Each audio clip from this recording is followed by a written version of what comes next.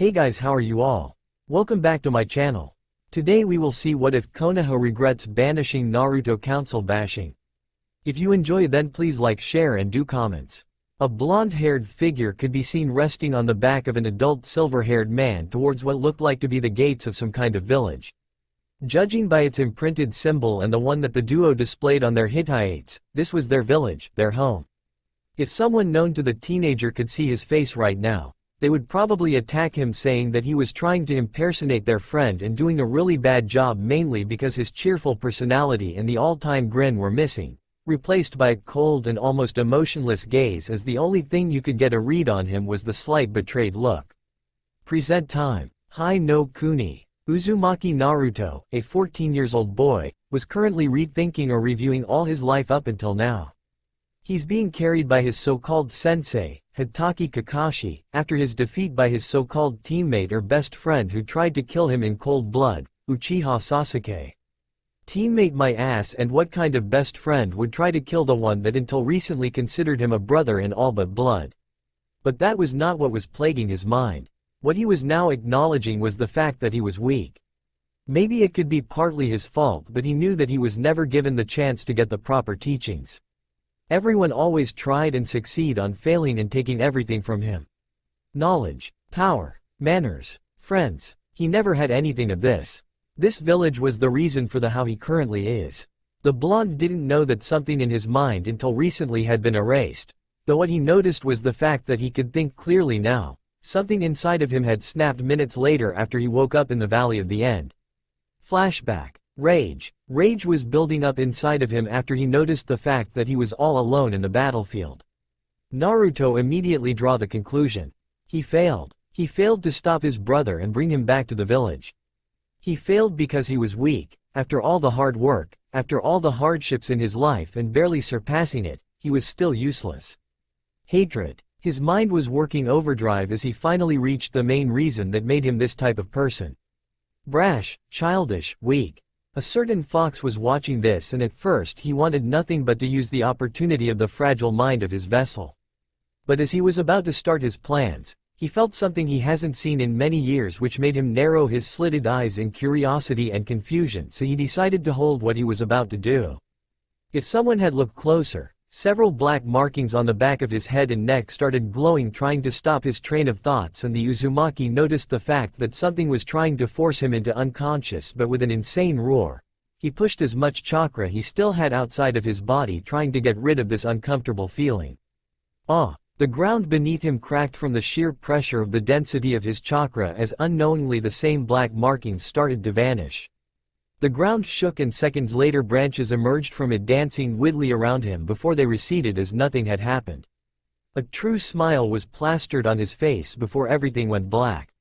Mindscape. First confusion, then realization, and finally, fear. Kyuubi saw the turmoil that his vessel was currently in. After pushing some of his corrosive chakra into his Jinchuriki during the fight, and even then watching the defeat by the hands of an Uchiha no less, the nine-tailed fox shook his head, knowing that he was probably going to die in the future because of this pathetic ninja. He knew he had to take control of his vessel's body and escape, otherwise he would never see the light of the day again. Noticing the anger and build-up hatred in Naruto, he knew that this was his chance, but something held him back, and after noticing the restrictions placed on his vessel's mind, it only took few seconds to realize the original effects of the seals. Tampering mind seals that actually are connecting his brain to the body. Oh, and I can also read kanjis for cessation on something related to his chakra.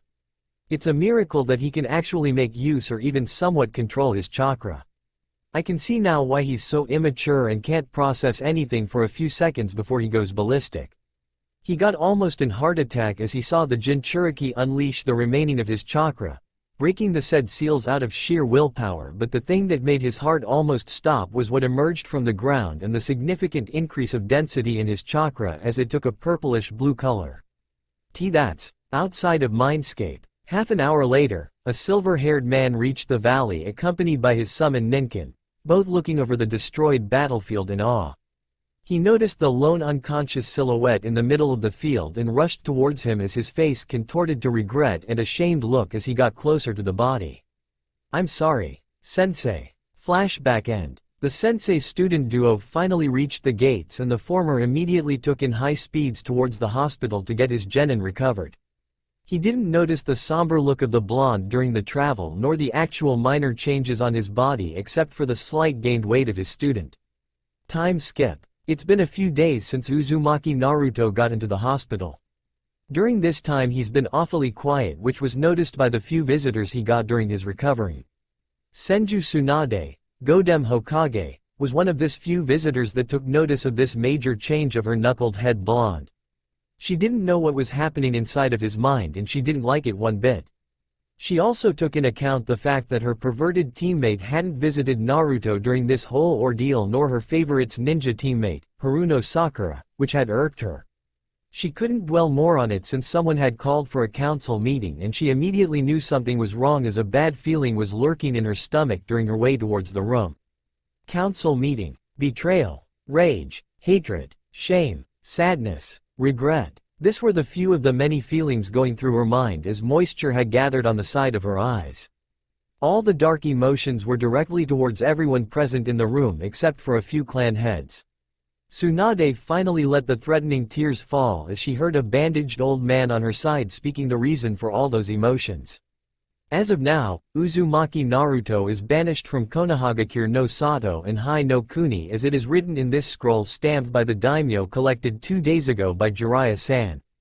He will have until tomorrow by the end of the day to leave the country or he will be executed on the spot.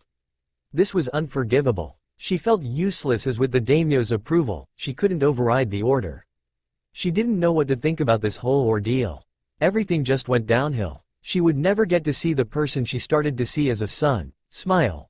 Her rightful successor. Her sole reason for surpassing all the fears and darkness that plagued her mind in the past. Her everything. No, I have to do something. I know this bastard one-eyed freak is going to try and do something to him. But what can I do? An idea hit her and she had to conceal a smirk that threatened to split her face before addressing the council with restrained anger. If there's nothing else, you're dismissed before I kill every one of you. After some grumbling about disrespect and pampered princesses, Tsunade immediately disappeared in a swirl of leaves towards her office to gather some stuff before the imminent talk that would surely break her heart. Time skip. At the hospital, there was a huge spike of killing intent which the whole village felt and almost made their hearts stop if it hadn't receded in the next second. Naruto was furious. His blood was boiling. And if the destroyed bed from just sheer chakra was any indicator, Tsunade knew that if she didn't stop him, the blonde would make Uchiha's massacre a child's play. With a steeled gaze, she spoke. I'm sorry Naruto, they went behind my back. I don't know what that asshole perverted idiot is thinking but I'm going to beat him to the ground. You have until tomorrow. But I want you to take this scroll. It's from your mother. I don't know why your father hasn't left anything to you, not even a letter. But I hope that your mother can tell you the reason.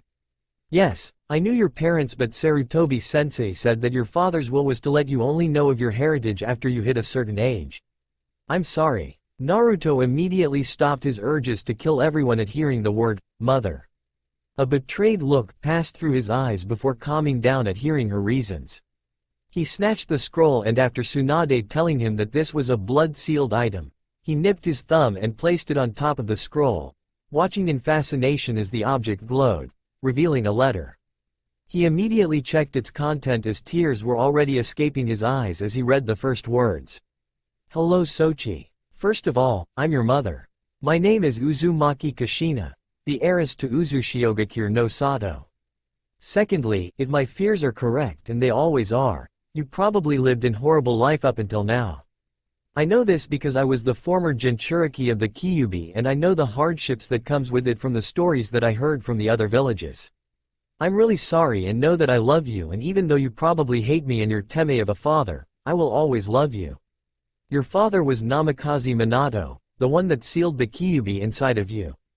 I tried to protest and take the furball with me to hell, but Minato Teme saw this as an opportunity to control the beast and make it Konoha's property. If I had known what type of person he actually is, I would never married him, and I really regret not noticing or ignoring the dark emotions that sometimes I felt within him. Just as of now I know that Konoha is not a safe place. There's many people with ill intentions and you can't trust anyone other than your godmother and distant aunt Senju Tsunade. My best friends Uchiha Makoto and Inazuka Sume and my part-time students. Yuhi Kurenai, Azuki Yugo and Inazuka Hana. I made a clone to take this scroll to one of them. I just hope it had enough time or I'm afraid your life will be even more difficult. On the bottom of this scroll there's 3 seals. Your heritage and everything you need to know about the Uzumakis. The first to the left has all my knowledge including the Uzumaki's history. The one in the middle has many jutsus I gathered ranging from Kenjutsu to Fuinjutsu, and finally the last one has my sword. A relic from the Uzumaki clan that is passed generation to generation of the royal blood, and as it is, you're the only one who can wield it, the sentient sword, Kaminoikari. Treat it well. There's so much more I want to tell you but words will never be enough. I wish I could be with you and give you all the love you deserve. Always remember that I love you and I'm proud of you no matter the path you choose to take. Farewell, Uzumaki Kashina, your mother. Silence. The only thing you could hear were the sounds of tears falling on top of the scroll. So, too, Minato was one of the culprits that made my life a living hell. Konoha is full of greedy and power-hungry scums. Since I woke up in the valley I'm able to pinpoint the chakra signatures and read the people's emotion. I guess these sensory abilities comes from the Uzumaki clan. And my thinking is a lot more clearer. Maybe it was something to do with Kyuubi? I need to speak with it. I need to get out of this village tonight. I can't give the satisfaction to those trashes, and then I'll make you proud, Ka-chan. Senju Tsunade saw so many emotions running through his face in a span of few seconds that she couldn't count. There was recognition, betrayal, shame, anger, relief and finally a look of determination and resolve as you could see a small fire lit in those icy blue eyes that made her smile. She was snapped out of her thoughts as he spoke in a slight weak voice for the first time since she gave him the scroll. Thank you. The busty woman gave him a small smile, though you could still see the regret in those amber eyes of her, so he just gave her a reassuring hug and telling her he knew that nothing of what was happening was her fault. Tsunade gave him a grateful look before finishing everything she came to tell. The Senju placed one final kiss on his forehead, reminiscing the time they met, as she knew what the young man was already planning before going back to her office, as she needed a lot of sake tonight. She never noticed the dark look on Naruto's face, though even if she did, Tsunade would agree completely with him. That arrow Teme. I'll never forgive him for using me. And Konoha. Better prepare yourselves, as one day I'll show you what you've lost. That's my vow. And I'm starting right now. Hokage's office. As soon as Tsunade arrived in her office, she immediately called her personal Anbu and relayed some orders, as she was absolutely sure about her favorite Genin's plan. Though, no one noticed a pure black-colored rat in the corner of the room, dissolving itself into ink as the Anbu left the room, except for a certain green flak-vested man outside of the window who narrowed his eyes before vanishing in a plume of smoke. Time skip. Been a few hours and it was currently 2 a.m. A blonde-haired was currently hopping tree to tree as his mind was racing through many thoughts about his future. I can't just appear outside of some village and say, "Hey, I'm a former genin from Konoha and wish to join you. Do you accept?" No way. I can't go to Sanagakure as they are Konoha's ally. Kirigakure should be in the middle of a civil war if what Haku said was true. Iwagakure is a definite no, as I'm the bastard son and they would just kill me. I've nothing on Kumogakure, but they are not trustworthy if their mission to kidnap in Hyuga was any indicator. What to do? He stopped on some random branch as an idea hit him.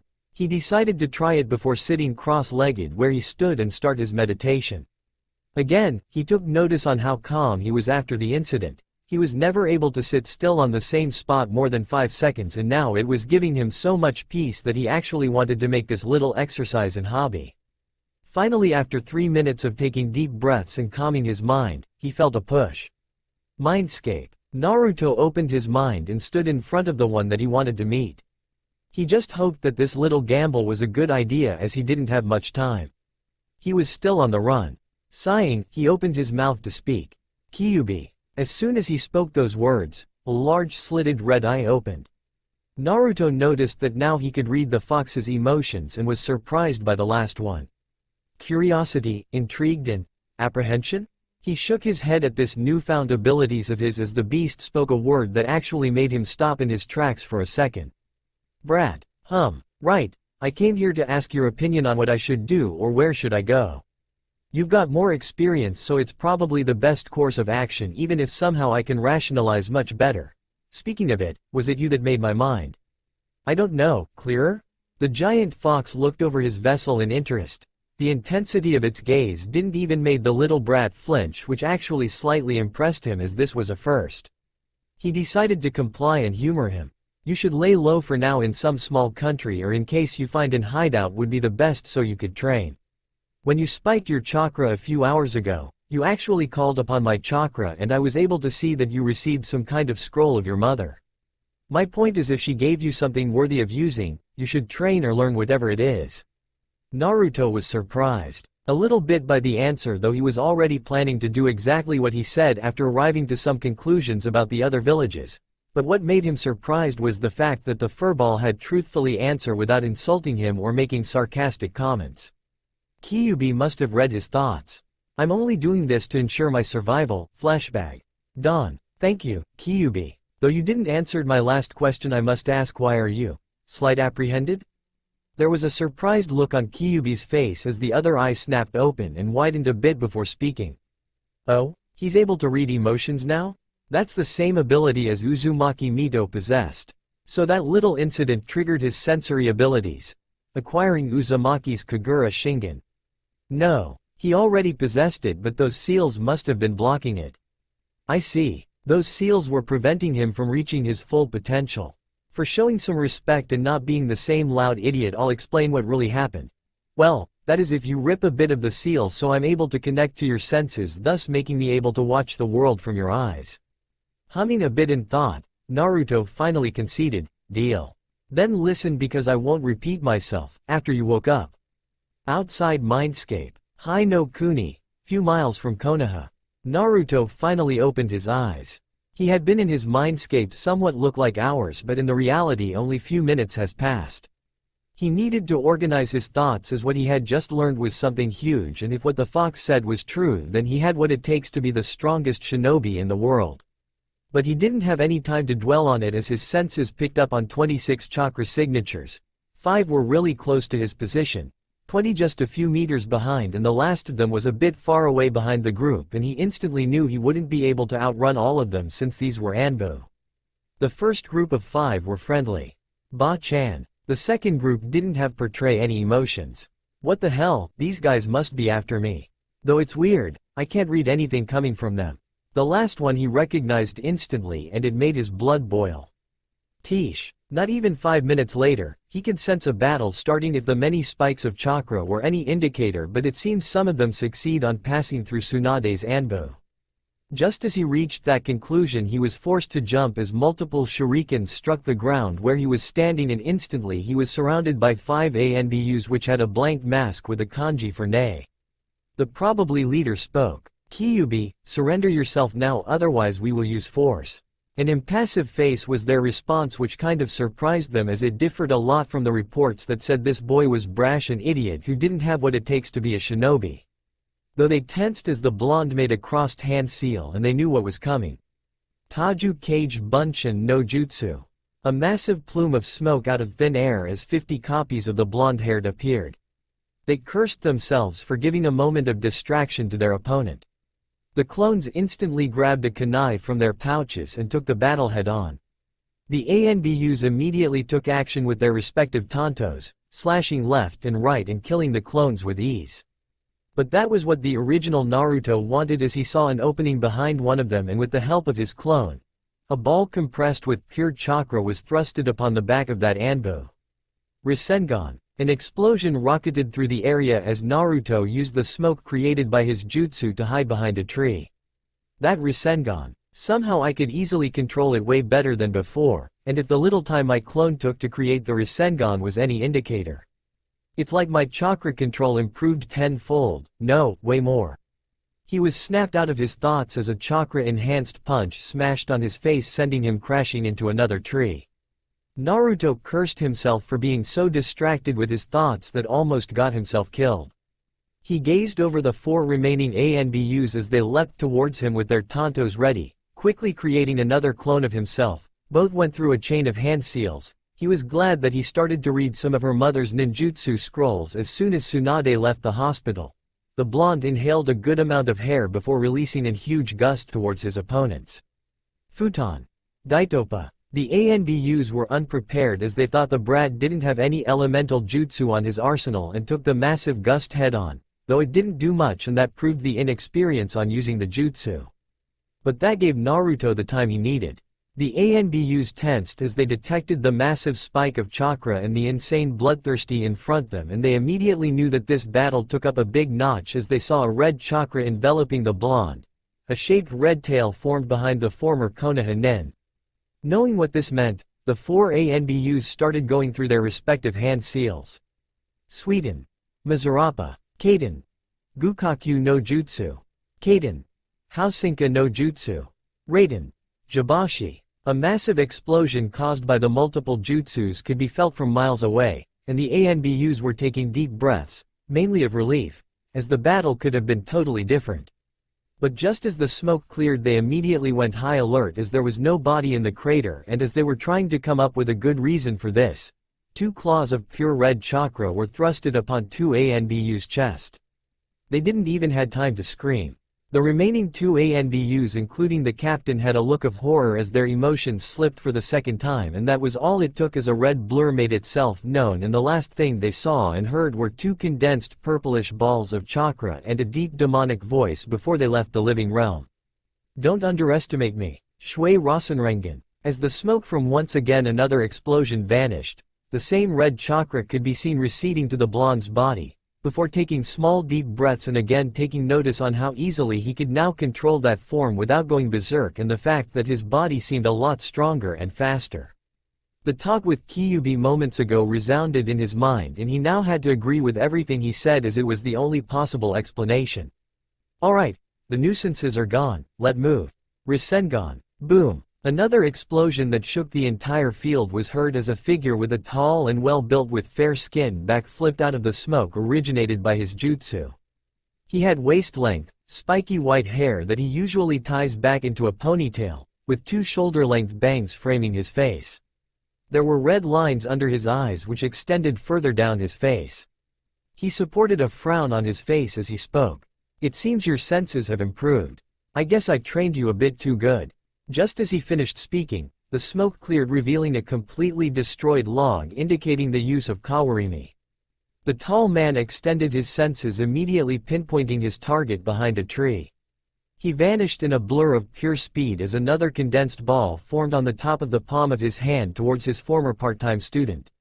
Naruto was in a bad shape, although he was succeed in substituting himself at the last second. It seemed he still got injured on his left arm, rendering it useless and would take a few minutes to regenerate it. He took a few deep breaths as his mind was working overdrive on how to escape this new big problem. He had to curse himself again for not using his new sensory abilities and the fact that he completely forgot the last person that was coming for him. Why are they coming after me? They just banished me. It makes no sense whatsoever. I see, he probably wants to seal the Kyuubi. Tish. He was broken out of his thoughts as his eyes detected a movement on his side.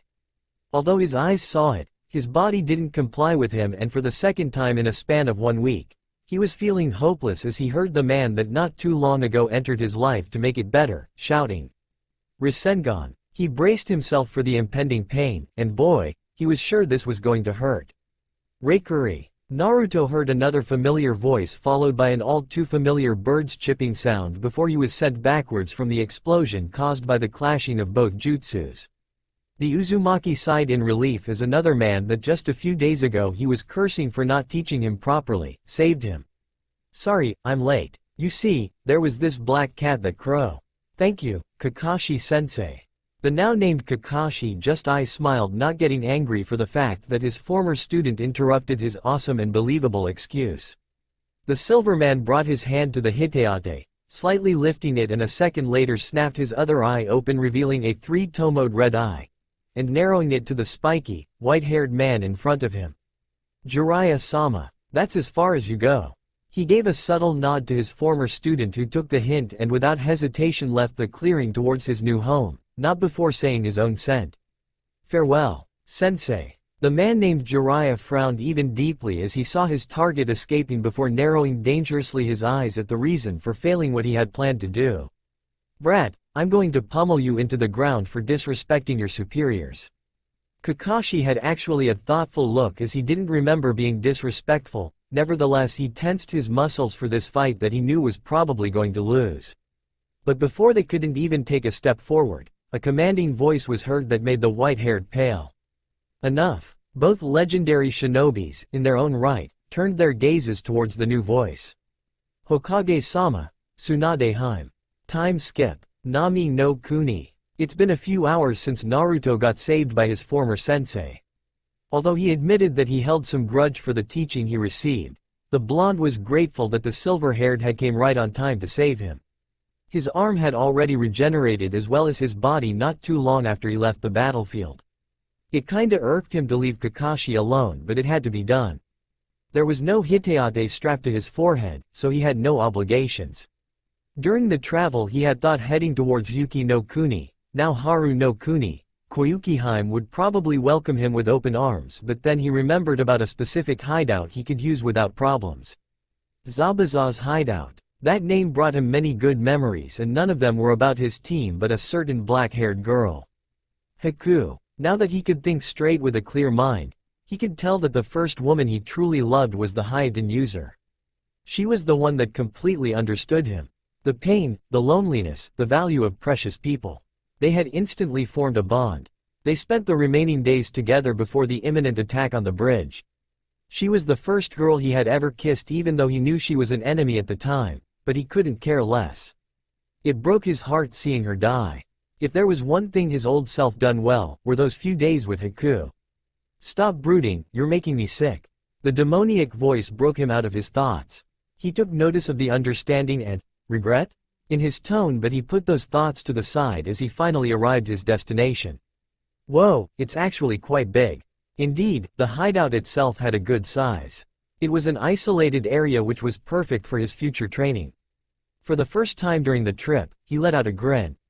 This was perfect. A figure could be seen in the middle of several craters.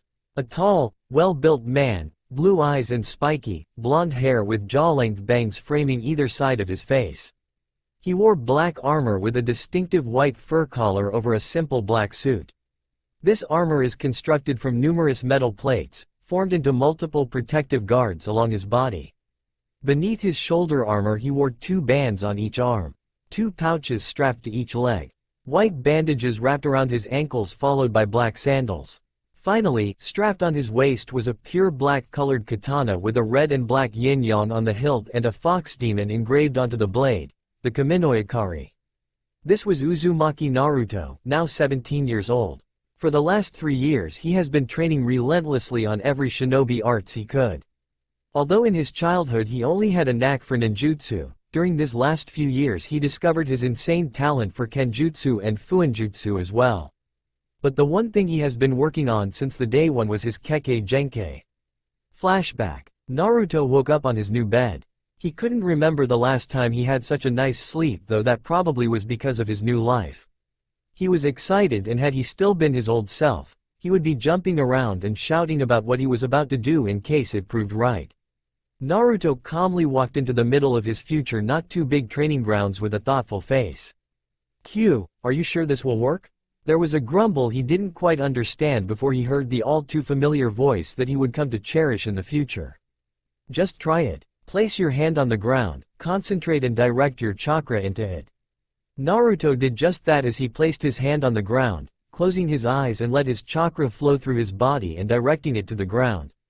Beads of sweat formed on his forehead as he has been concentrating for at least 2 minutes before he snapped his eyes open, and at that moment a medium-sized tree emerged right in front of him, much to his and his tenant's shock and awe.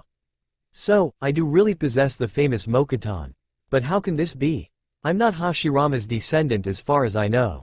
So, how can I have his Kekkei Genkai? That's probably because the Mokuton is not a normal Kekkei Genkai you're used to see. This involves the nature itself, I'm not really sure. Hashirama was always an idiot just like you in the past and had the same pure soul as you, so maybe the Mokuton has a probability even if it's very low to be unlocked on pure souls." "Well, it doesn't matter." Naruto hummed a bit before replying, "Yeah, you're right. Now, let's get to training. I'll use my Ka-chan's advice right from the beginning as we can't waste any more time. Taju Kage Bunshin no Jutsu. Flashback end. It's rare the times that he leaves the compound except when he has to gather enough food to last for a few months. Talking about food, he had to reduce on his ramen meals per Kyuubi's orders as the beast explained that was the main reason he was still short even though his body had slightly changed after the incident. Nevertheless, he was overjoyed when he cooked different types of food and tasted almost even better than ramen. During the 6th month, the blonde went to the Zabuza and Haku's grave and there he found the Kabikirabocho. He decided to take it with him and use it to the best of his abilities to make Zabuza proud. It was then that he remembered the legacy left to him by his mother. The Kaminoyakari. Flashback. We find Naruto sitting cross-legged on the ground a little bit far away from his clones who were working on the basics of many shinobi arts using the scrolls left by his mother. Right now he was gazing over the bottom of the letter given to him before he left Konoha. Pushing some chakra to one of the seals there, a plume of smoke exploded from the seal before revealing a beautiful pure black katana. Naruto could feel the intense power flowing through it and weirdly it was like the sword was calling for him. Shaking his head to those thoughts, he placed his left hand over the hilt and instantly a white flash blinded his eyes before he felt some of his chakra being drained to the katana. Is it changing? The black katana that seconds ago was just that, pure black, now had an engraved fox demon onto the blade. He immediately reached the obvious conclusion. It's reacting to my chakra. The fox is a dead giveaway. Indeed, young Uzumaki. A grave tone snapped out of his thoughts and the blonde immediately narrowed his eyes at the blade. I remember now. You're a sentient sword. You're right on that. Oh? It seems you're my latest disciple's offspring. Naruto stopped for a second hearing that response, before answering, Ka-chan, disciple? Without missing a bit, it replied indeed disciple. Up until now, only the Shodem Azukage, Ashira Uzumaki, was the only one capable of wielding me to my full potential and the one worth of me calling him, master. A grin was forming on Naruto's face as he heard the last statement. But this was not his usual grin. This was almost a sadistic bordering bloodthirsty grin that sent shivers on Kyuubi's spine and the Kaminoikari's metal. Let's begin. Flashback end. It took almost a whole 2 years but he's almost there. Kaminoikari had been teaching the legendary lost art of the hidden Mitsurugi Ryu and surprisingly enough it worked perfectly with the type of body that Naruto had. Speed and endurance. His taijutsu grew leaps and bounds although it took a lot of time to master the Uzumaki's Hageshi Uzu style but in the end, it was worth it.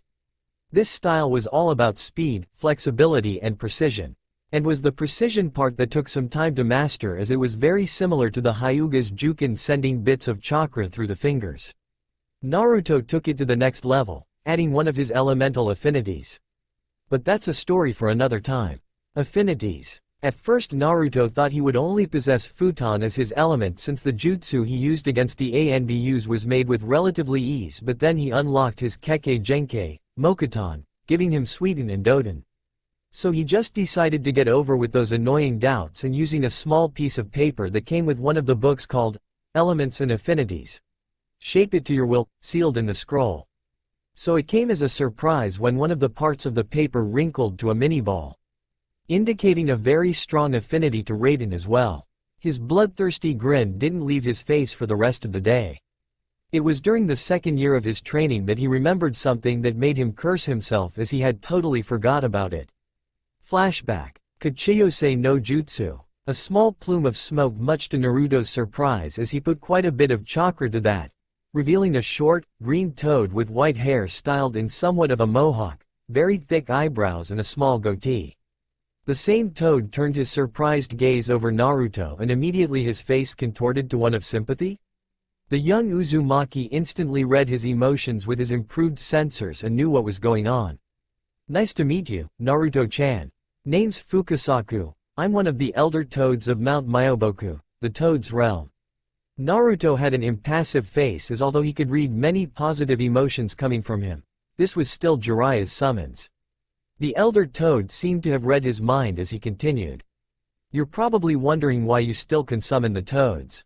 To make it short, Jiraiya is no longer our summoner thus making you the official holder of the Gamma contract. His impassive face morphed into a surprised one, who wouldn't? This old toad has just told him that they dumped their first summoner. That was a lot to take in. I guess you know what happened 2 years ago, then. The elder Toad stroked his small goatee before replying, indeed. Tsunade of the Namakujin contacted us and explained the whole story. We are quite ashamed for Konoha that we swore to protect and Jiraiya-chan's actions. We've been waiting for you to contact us, as if we just appeared out of nowhere you would thought that we had ill intentions, so. Uzumaki Naruto, I, Fukasaku, one of the Nide Zengama, 2 great sage toads. Declare you the official holder for the Gamma contract scroll. When you become a Sennin, which will probably take some time, that is. But, we believe in you. There was a determined look on Fukasaku's face as he finished his statement. Naruto saw this and gave him a nod that said he was ready for whatever they'd throw at him, which made the elder Toad inward smile. We meet at last. Yogen no Ko. Flashback end. So for his last year, Naruto was apprenticed by Fukasaku 3 days a week, and the rest were used for honing, mastering and creating jutsus, as well as pushing his body even further with the resistance seals. He created many combinations with several toads, but the major boost in his abilities was because of the senjutsu. It actually came very easy for him, maybe because of his Kekkei Genkei, but he didn't really care. He could almost activate his Sennin Moto instantaneous. Almost. This natural energy gave both his ninjutsu and taijutsu an amazing boost. With it, he came up with several ideas for new techniques and recreate many others. He couldn't wait to try it out. The only thing he was in need was experience, even though the toads were good sparring partners, but he kinda missed have someone human to talk to. He didn't make any contact with Tazuna, Tsunami nor Inari. He loved them, but he just didn't want anyone to know he was there. If word got out, there would be many groups coming for him. Although he was very powerful, he couldn't take on multiple armies by himself, yet. Present time. Nami no Kuni, town. Uzumaki Naruto was walking by the town without his normal henge. No need for that, since today he would be leaving. His summons had gathered enough information about the elemental nations and the 5 great villages. He had shown some emotions when Garasupai, a spy toad, told him recent news about Sanagakure and their new Godem case cage. Sabaku no Gara. That was really surprising. His friend finally got acknowledged by his village, and maybe it was time for a little visit. The next one was Kirigakure, as it seemed the rebellion forces had won and consequently killed the tyrant Yondaime Mizukage, Yagura, and consecrated Mei Terumi as the new Godem Mizukage. This happened 1 year after Naruto started his training, so, right now, 2 years later, Kiri might be a good place to check out. There was not really any interesting news about Kumogakure. It seemed that with the Yondaime Reikage, the village has calmed down a lot when it comes to Kekkei Genkeis. He might go there just after visit his friend, Gara. Iwagakure has been moving a lot of his troops to his borders. There are rumors about them wanting to take revenge on Konoha now that they lost some allies because of their Jinchuriki.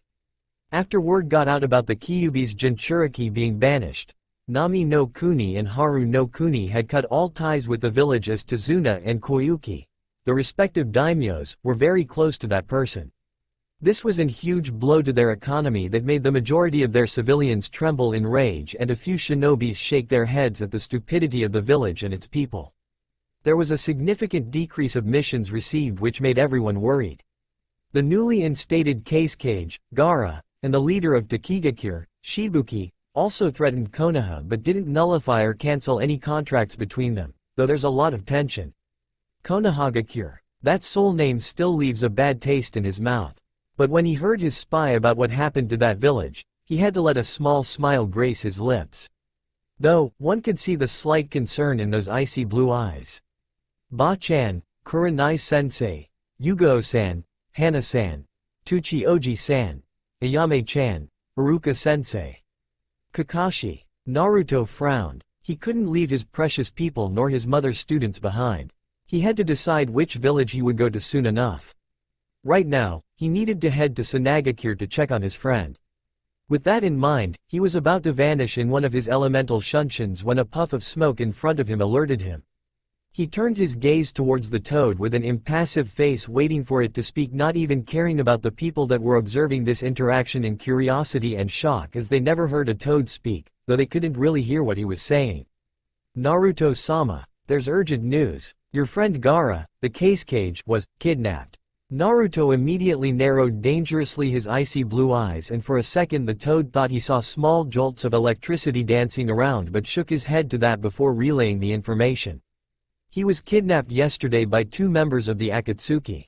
They are extracting his biju as we speak in some kind of hideout at Kawa no Kuni.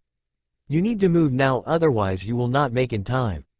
The toad didn't have to say twice. As soon as he finished his statement, the only indicator that Naruto had already vanished was the small breeze of wind, towards the land of rivers. Time skip. Kawa no Kuni, hideout. 9 figures stood on top of some strange fingers. Weirdly enough, 7 of them had no bodies visible. The only thing you could make out were their eyes, and the rest was like an hologram. All of them were in deep concentration, as in the middle of them stood Gaara, as a strange red energy seemed to be coming out of his mouth towards the mouth of a strange statue, as a blue aura surrounded the Jinchuriki. One of the figures with yellow eyes snapped his eyes open, which went noticed by a pair of 4 rings-centric purple eyes and another pair of 3 tomoed red eyes. He finally spoke. "We've got company." None of them showed any visible reaction, so he continued, 3 Konoha teams coming. Probably to rescue the case cage. The purple-eyed spoke for the first time. Who did they send? Maybe we can extract some information on the Kyuubi Jinchuriki's whereabouts. You've Inazuka Kiba, Haruno Sakura led by Hitaki Kakashi and Chiyo of Sanagakure. Rock Lee, Hyuga Neji and Tenten led by Maida Guy. And finally, Yuhi Kurenai and Azuki Yugo. They still have quite some distance between each other, so the last 2 teams are probably backup. The Rinnegan wielder hummed a bit in thought before relaying his orders. That's quite a group they sent. Kisame and Itachi lend some chakra to Zetsu and stop Hitaki and Guy's team. Kakuzu do the same and stall some time for us. If you are able to, kill them. His response were several nods before they followed their leader's plan. Few miles from the hideout. Kakashi, Sakura, Kiba and Chiyo been running non-stop as Akamaru had got Gaara's scent, so they couldn't waste any more time before it was too late. But before they could move forward to their destiny, a familiar face made Kakashi immediately tense, instantly ordering for his team to come to an halt. "Hello Kakashi-san, it's been a while." Itachi. Few miles behind, Team 9 of Konoha were running at high speeds towards their destination. Pakun, Kakashi's ninkin, had told them where they were heading some hours ago, and the team all agreed to up their speeds to get to them the fastest as possible. But before they could go any further, Hyuga Neji suddenly stopped, making his team do the same as his Byakugan detected an individual with a monstrous amount of chakra. "Oh, we meet again, Green Beast. There's no one to interrupt us now, nay. You, Ito, who are you?" Few miles to the side. Kurenai and Yugo been moving at a decent pace. They were supposed to meet with Team Guy first, but it seems they picked up the speed much to their concern, as that only meant they were late. Any further thoughts were stopped as a figure shimmered in front of them. Their senses went high alert as they saw the black robe with red clouds. Genjutsu Mistress, Yuhi Kurenai, a rank worth of 3 million ryos. And Kenjutsu Mistress, Azuki Yugo, high rank worth of 5,500,000 ryosa. That's quite a bounty. Kakuzu, former Junin of Takigakure. Time skip. Kawa no Kuni. A figure was moving at high speed towards a certain location. His senses had picked up several familiar chakra signatures. Some had made his blood boil, but there were others that actually got him concerned as they were getting weaker by minute. He pumped more chakra to his legs, vanishing in a yellow blur. Few minutes later he arrived, and using his almost perfect chakra control to suppress his chakra, what he saw shook him in rage as he saw a figure with familiar clothes about to finish a group that were kneeling on the ground exhausted. Without hesitation, he jumped out of the bushes as a swirling blue ball materialized on top of his palm as it kept growing by the second. Kurenai and Yugo were having a bad time. When they engaged the Akatsuki member, they were quickly able to get the advantage because of their impeccable teamwork, but everything went down after they supposedly killed him with one of their combinations. They let their guard down after the Kenjutsu Mistress plunged her sword through his heart, and it was all it took for the weird man turn the tide of the battle. With an earth-enchanced punch, he broke Yugo's ribs, and after that 3 weird creatures came out of his back that made quick work with Kurenai. They were still able to kill 2 of these creatures, but now their chakra was running low and they were exhausted, not counting the several bruises all over their body. They shared a small smile to each other as they knew what was going to happen.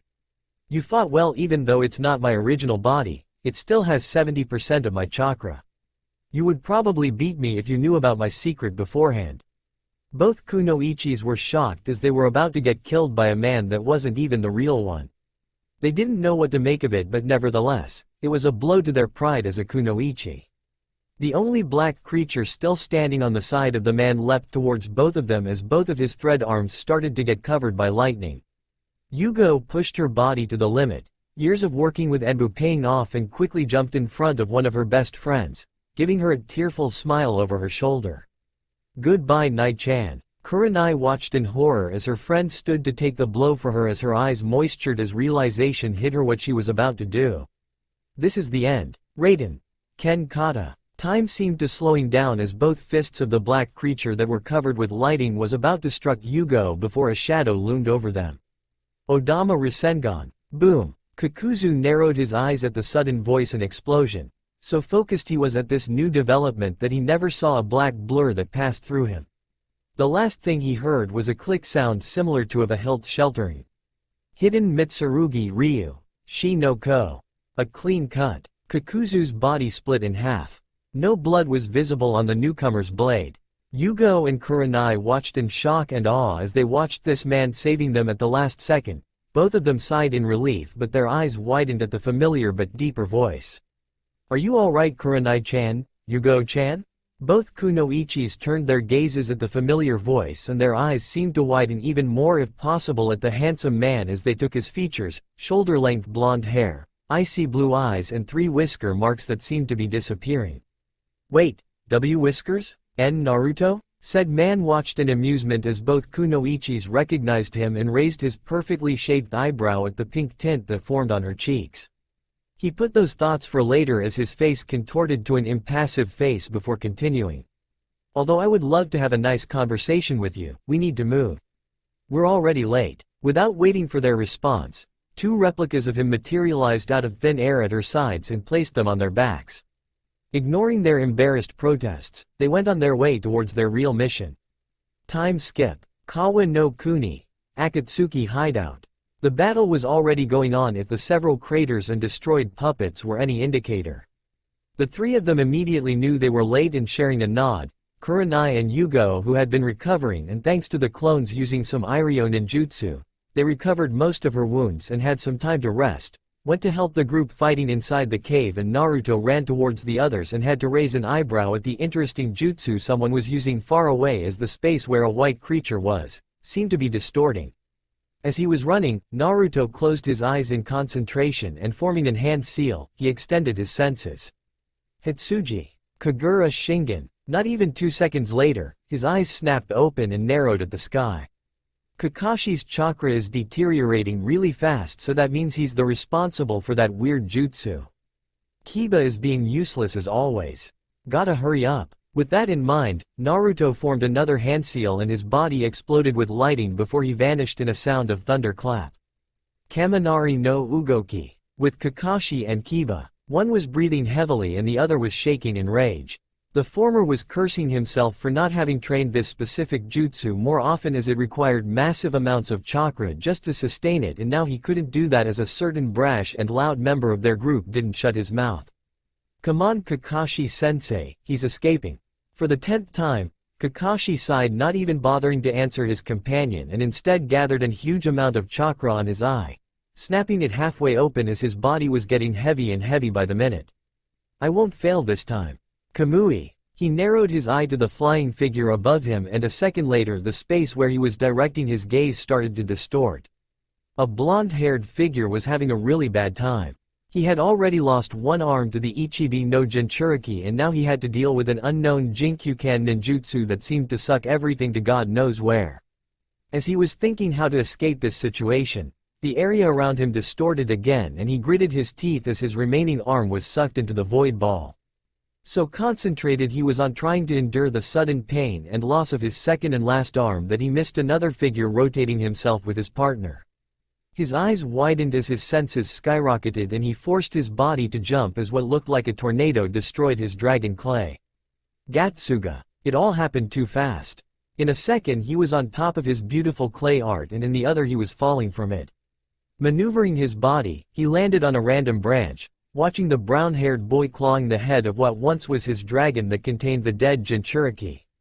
He narrowed his eyes behind the boy where the main problem really was. That kid isn't that good, the real problem is Kakashi.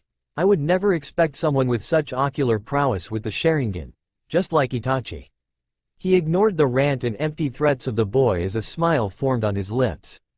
I can play with you another day, kid. My job is done. Ya nay. Oh no, you won't.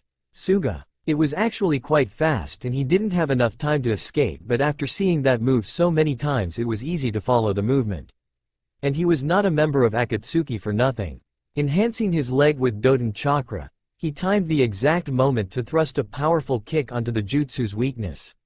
Right in the middle of the rotation, Kiba ignored the shouts of Kakashi and spun violently his body towards his opponent, not even caring about the leg movement of the Akatsuki member. He would destroy him. But before they could clash with each other, Kakashi widened his red eye as he picked up a ridiculous fast blur, intercepting the foot and the spinning boy with his bare chakra-enhanced hands. The newcomer ignored the surprised and shocked looks of them before pushing Raiden Chakra through his left hand that had stopped the foot and watched and amused at the cries of pain of the blonde-haired before grabbing the other boy and jumped to where a familiar silver-haired was as his mind was racing miles per second. My sensory abilities picked up the buildup of Doden Chakra, that's why it was so effective. Raiden must be his weakness overall. He just picked up the wrong guy, oh well. Naruto trashed the boy he was holding on the branch and he immediately had to sidestep a punch from the same person and had to wince at the high-pitched voice. You idiot, who the hell do you think you are, dead last? Oh joy, now I can kill you, demon. Kiba was about to leap towards Naruto again when a strong grip caught his shoulders. He turned around to shout again when his eyes met with a stern and dangerous gaze of a red eye. You will stop right now as we still have something to deal with. The Inuzuka wanted to protest, but the narrowed eyes of his sensei made him think otherwise. The Chunin huffed in annoyance before turning his gaze towards the Akatsuki member who locked eyes with the person that had injured him. Blonde hair, blue eyes, is that whisker marks? That's Kyuubi Jinchuriki. You've been hiding for quite some time now. I would love to show you my art right now, but it seems the leader is calling me. You will die today, Deidara. Naruto narrowed his icy blue eyes as the now named Deidara started to chew the remaining of his clay, and his eyes widened at the buildup on chakra and immediately knew what he was trying to do. Deidara's body started to expand as inwardly he was smirking, as with this jutsu he might even be able to defeat the Kyuubi Jinchuriki and get revenge for what he done just moments ago. But before he couldn't think further, an electric blade shape or spear was thrusted into his chest and he could only blink as his jutsu stopped in that instant. Chidori Iso. Kakashi, Kiba and Deidara widened their eyes in shock, awe and fear at the high level of elemental shape transformation. Especially the former, as he had a shocked but proud look on his face. That's a variation of my Chidori. It didn't stop there as his free hand went through a chain of hand seals before gritting his teeth at the level of difficulty of his next action. Above the Akatsuki member, moisture in the air was being gathered, and 2 seconds later it started to take shape of several water needles. With a grunt, they were lunged and thrusted into several parts of Deidara's body, who could only scream in pain as some of the water needles made contact with the lighting spear, sending even higher jolts through his body. Sensatsu Suisho. Naruto cancelled his jutsu as he observed the damage of both of his techniques. This was quite strong combination he came up in the last second. He absently nodded at the result, and if the twitching body of Deidara was any indicator, it was quite effective. He was about to move to finish off the poor Akatsuki member when his sensors picked up another chakra signature, and not a second later the area around the laid down Deidara distorted and a swirling vortex made itself known before an unknown figure came out of it. Naruto narrowed his eyes at the orange mask with a lone hole, and his eyes widened as a three-tomoed Sharingan seemed to be glaring at him. But before he could think further, he heard a loud growl inside of him. It's him. He's the FLESHBAG that controlled me when you were born. Naruto had to force down the Kyuubi's chakra that was trying to come out of him. The Uzumaki narrowed dangerously his eyes as the atmosphere seemed to drop several degrees and electricity started to dance around his eyes. The newcomer finally spoke in a grave tone. Kyuubi Jinchuriki. Been quite a pain in the ass to find you. You became quite strong in 3 years though, you should just surrender yours. A lightning-fast kunai cut his statement, but just as it was about to plunge on his head, the same kunai just passed through him. Naruto widened a bit his eyes at that as his mind started to work overdrive. What the hell was that? An after image? No. I noticed the slight buildup of chakra on his eyes, so it's related to that teleportation he just used when he appeared out of nowhere. And that Jikukan ninjutsu looked awfully like the one Kakashi-sensei used. That means it's a Sharingan-based jutsu. Who are you? The masked man gazed in amusement at the impassive face of the Jinchuriki. He hummed a bit before replying. I go by many names. Some call me Tobi. Years ago though I was called the Uchiha no Bore, the ghost of the Uchiha. Naruto and Kakashi widened his eyes in shock as realization hit them. Yes, I'm the co-founder of Konoha no Sato, Uchiha Madara. Inside of Naruto a raging fox was swirling dangerously his tails, but he momentarily stopped at that proclamation. He's lying. Indeed what he says about being Uchiha is true and that foul chakra is the same as him, but no way he's the bastard he's proclaiming to be. The Kyuubi's Jinchuriki was in a turmoil as he was trying to decipher this mystery. After a few seconds he decided to save that new information his tenant gave him as he didn't want to anyone know about him and the fox friendship before addressing the man called Tobi. What do you want? The proclaimed Madara noticed the lack of fear of the blonde-haired. He disregarded that observation as nothing before replying. It's still too early to know. Be prepared as we will be coming for you, Uzumaki Naruto. And just as he finished that statement, the area around him distorted again and with Deidara on his shoulders, a swirling vortex enveloped them before disappearing just like that. Naruto narrowed his eyes as their signature just vanished out of his senses. Not even his Kagura Shingen could detect where did he go. That just proves that technique is indeed a Jinkyukan ninjutsu, and a dangerous one too. It surpasses the Hiraishin. I really need to finish it if I want to easily counter that. The Kabikirabocho wielder, not that they knew, turned his gaze towards the Konoha nins and with a sigh, he said. Alright, let's go. With 2 nods though one reluctant, they left the clearing with Gaara towards the other group. On their way, Kakashi focused on the man that was carrying him on the back, trying to analyze the events that just occurred. You've grown well, Naruto. Time skip. Kawa no Kuni, unknown hill. The travel was uneventful, but as soon as they made contact with the other Konoha group, Naruto was immediately aware of the many glares and few apologetic looks towards him. Though he didn't care and promptly ignored when a certain pink-haired banshee shouted at him, instead he just stayed a little behind the group where Kurenai and Yugo were. They had explained what happened during the battle with Sasori. Firstly, the battle was going badly for the Konoha plus Chiyo group, but as soon as they joined them, it immediately turned the tide and they eventually were able to defeat and kill the Kugetsu master. Though, it was a pain in the ass as Sakura kept doing mistakes after mistakes that almost killed Chiyo. The Chunin Kunoichi was still very inexperienced in the battlefield even though she got a little stronger. She's been trying to replicate Tsunade's monstrous strength, but she's still far from mastering it. The team tried to get the Hokage to apprentice her but was unsuccessful every time and always got the same answer: I don't want to deal with weak fangirls who, instead of taking their careers seriously, are still dreaming about their knight armor boy. Sakura was smart enough to know what she meant and would always find herself plunged into a wall after the shouts of "Nonsense, old hags," "Love," and "Sasuke-kun." So now we find Naruto, Yugo, Kurenai and now Kakashi and Hyuga Neji watching a little away from the rest of the group, plus the now arrived Suna nins as Chiyo started executing a kinjutsu created by herself on Gaara, and the Uzumaki had to narrow his eyes as he could pick up the degradation of the elder's chakra coils as realization came upon him. She's sacrificing herself. I see. Such type of kinjutsu had to have its repercussions. Judging from his friend's reaction seconds later, they already came to the same conclusion. And with heavy heart, Naruto closed his eyes as if praying for the old woman. Hope you find happiness in the afterlife, Chiyo Ba-san. Konoha no Sato, Hokage's office.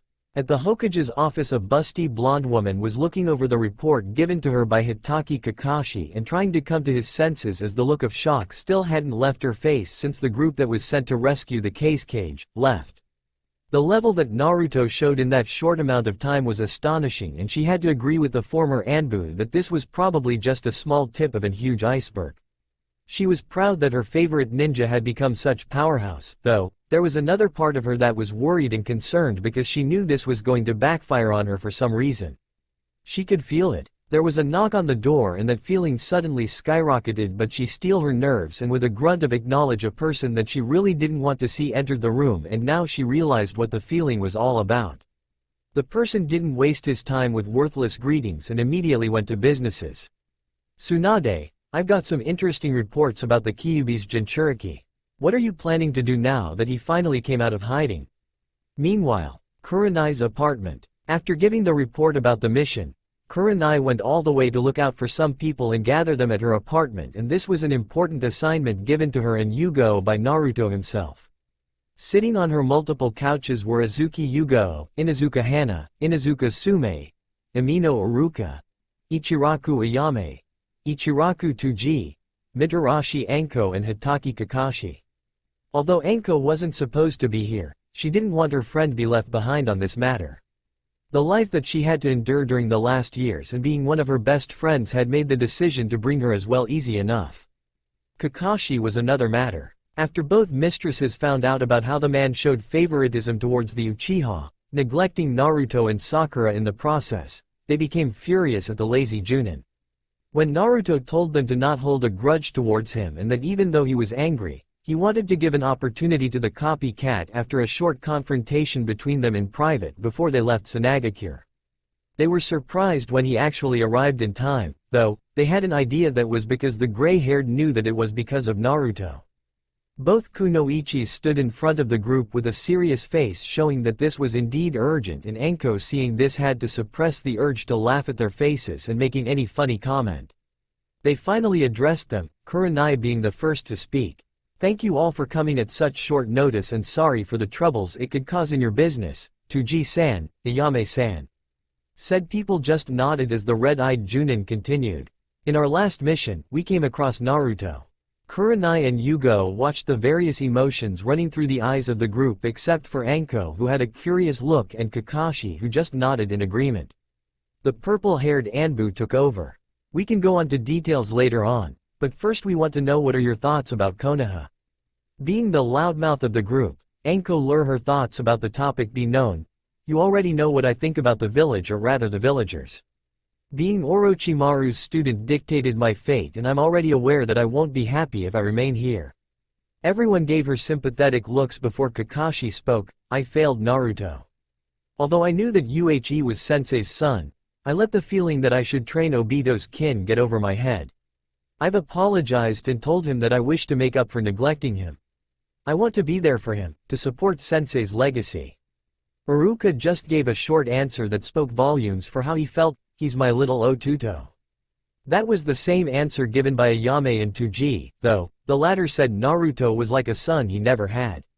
Sume and Hana let out a feral grin that unknowingly made the villagers shiver for some reason and told them that they wished to protect their best friend and Sensei's son respectively so that they could confront Kushina when the time comes. After hearing everyone's reason, Kurenai let out a small smile before finally speaking. Fair enough. Be prepared because in 2 months' time. Back to Hokage's office. Danzo Shimura, one of the elders of Konoha. Tsunade knew right there and then that she was playing on dangerous grounds. This was a man that worked in the shadows. Though, she wasn't Hokage for nothing.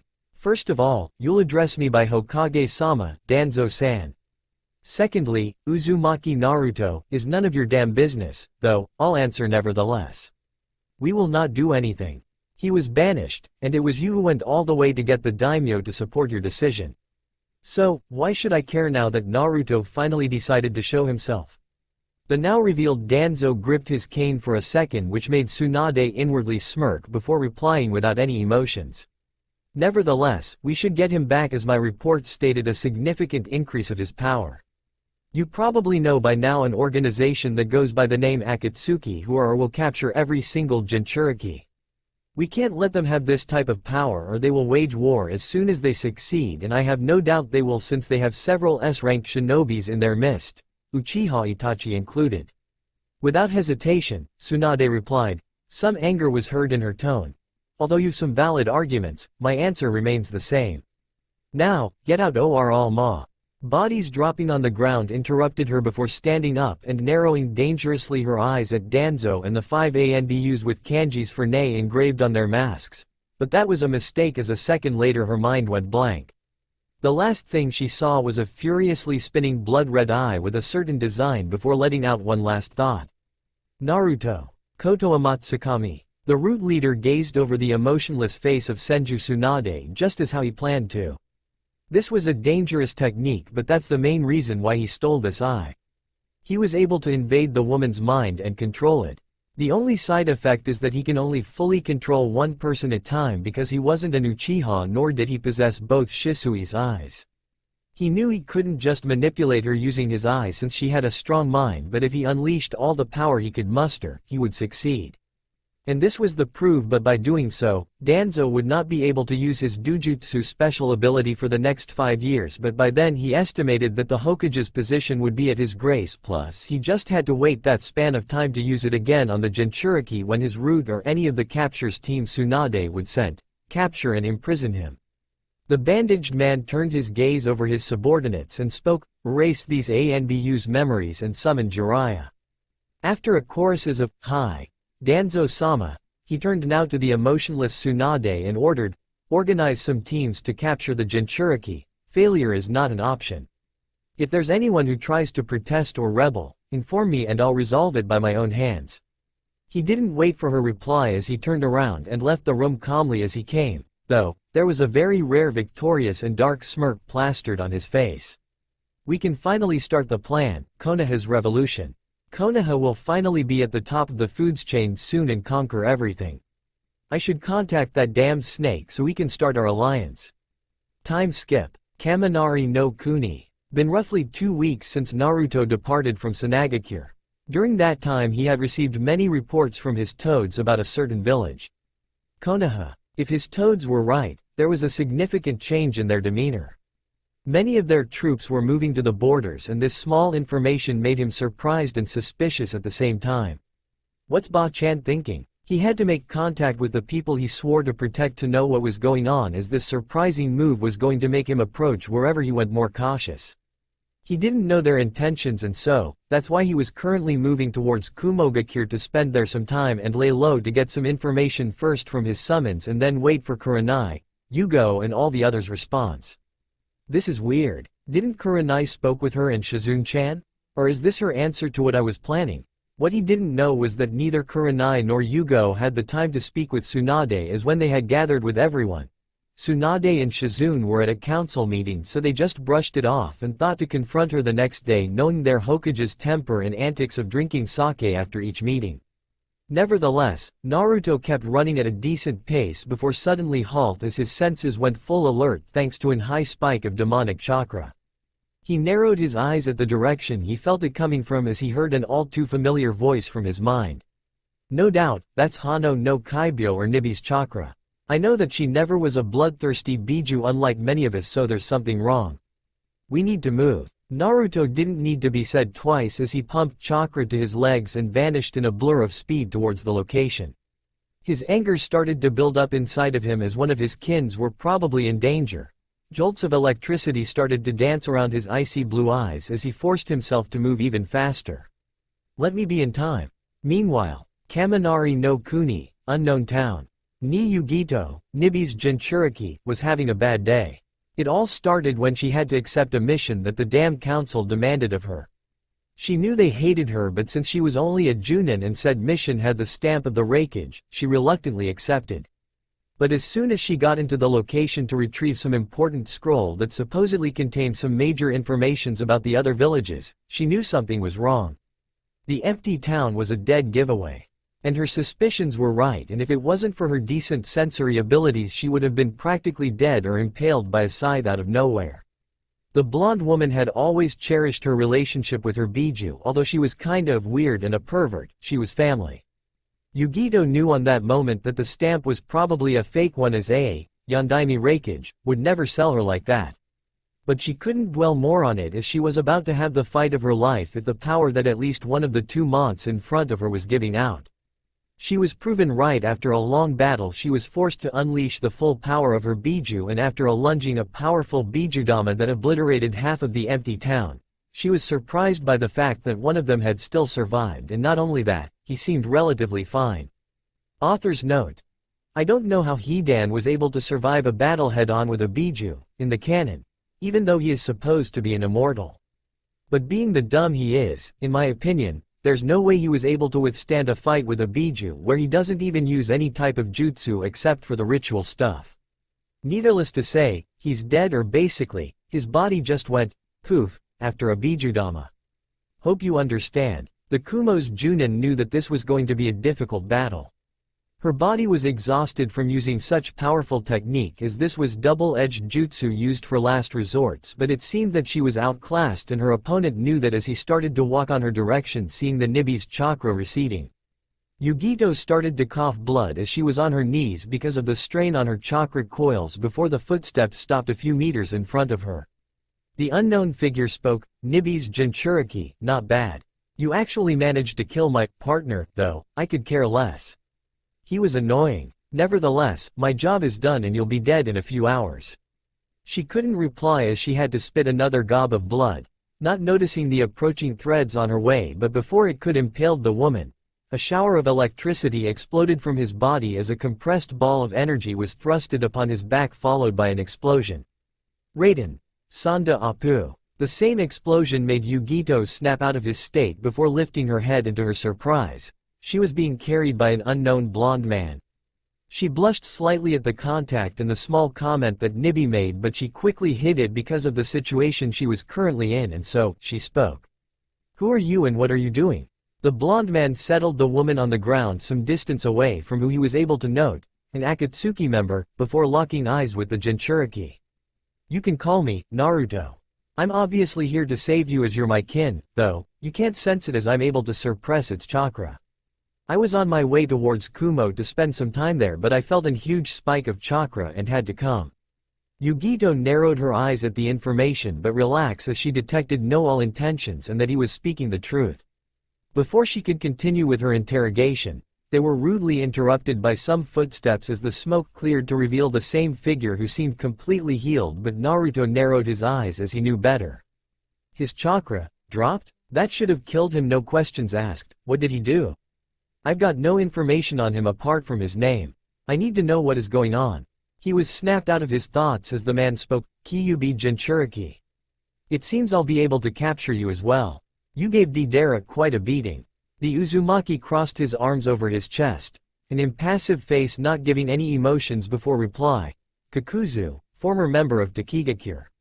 Before the now-named Kakuzu could answer, both him and Naruto tensed as a new figure smashed on the ground between them, sparks of electricity dancing furiously around his body.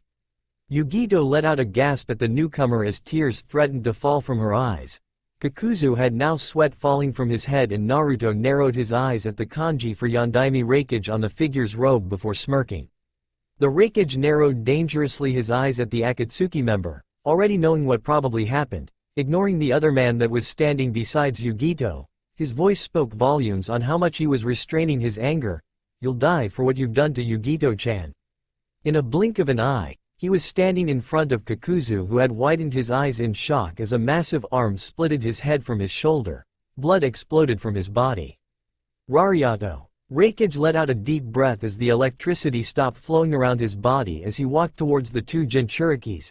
He noticed the narrowed eyes of the blonde man, but before he could ask, his body tensed as the temperature had risen out of nowhere. He turned around just to see a wave of fire that was already in front of him. Kaden. Zukoku. Naruto clapped his hands as moisture gathered around the Reikage before a wall of water materialized out of thin air, standing protectively as the fire smashed against it, creating a good amount of steam. Sweden. Suijinheki. Both Reikage and Kakuzu portrayed shocked looks at the unseen high level of Sweden since Senju Tobarama, and that was the reason the latter didn't even try to follow up with some attack as his mind was racing at this new information. He knew he was outclassed. He might have been able to take on the Reikage with some luck, but he had to acknowledge this was a bit too much. But before he could plan for an escape, as he only had 2 hearts remaining, one being taken by the earlier Bijudama as he had to sacrifice one of the little creatures he had to escape, and the other two from the Raikage and the Kyuubi's Jinchuriki. A sinister laugh was heard around them, before a figure emerged from the ground. Kukuku. Naruto-kun, you sure have grown up. It seems following the sudden spike of chakra led to an interesting turn of events. Let's see if the reports from Danzo are actually real. Maybe have the brat as a bargain ship to get something from that idiotic man. Jolts of electricity started to dance around his blue eyes as he heard that voice, and his body seemed to tense slightly as anger started to build up hearing that familiar voice. Pido Teme. There was a slight twitch on Orochimaru's eyebrow at the familiar nickname given by his former teammate, Jiraiya, before cackling in amusement. Being able to attain and use that type of level of Sweden. He licked his lips before continuing. I'll be sure to experiment on that little body of yours. Though, I doubt you're at Sasuke-kun's level. You'll never be. The Sannin expected to rile up the former Konoha's genin, as he knew how sore the subject of Sasuke was to the young Uzumaki, and that's why he had a surprised look when he just let out a full-blown laugh. Ha ha ha ha, that's rich of you. I couldn't care less for your little boy's toy. Though, you're right in one thing. Orochimaru raised an eyebrow at that. Oh? And what's th? He wasn't able to finish as a fist was thrusted on his stomach and his eyes widened as lightning covered that hand, and a second later he gritted his teeth at the high jolts of electricity sent throughout his body. I'm way out of his league. Raken.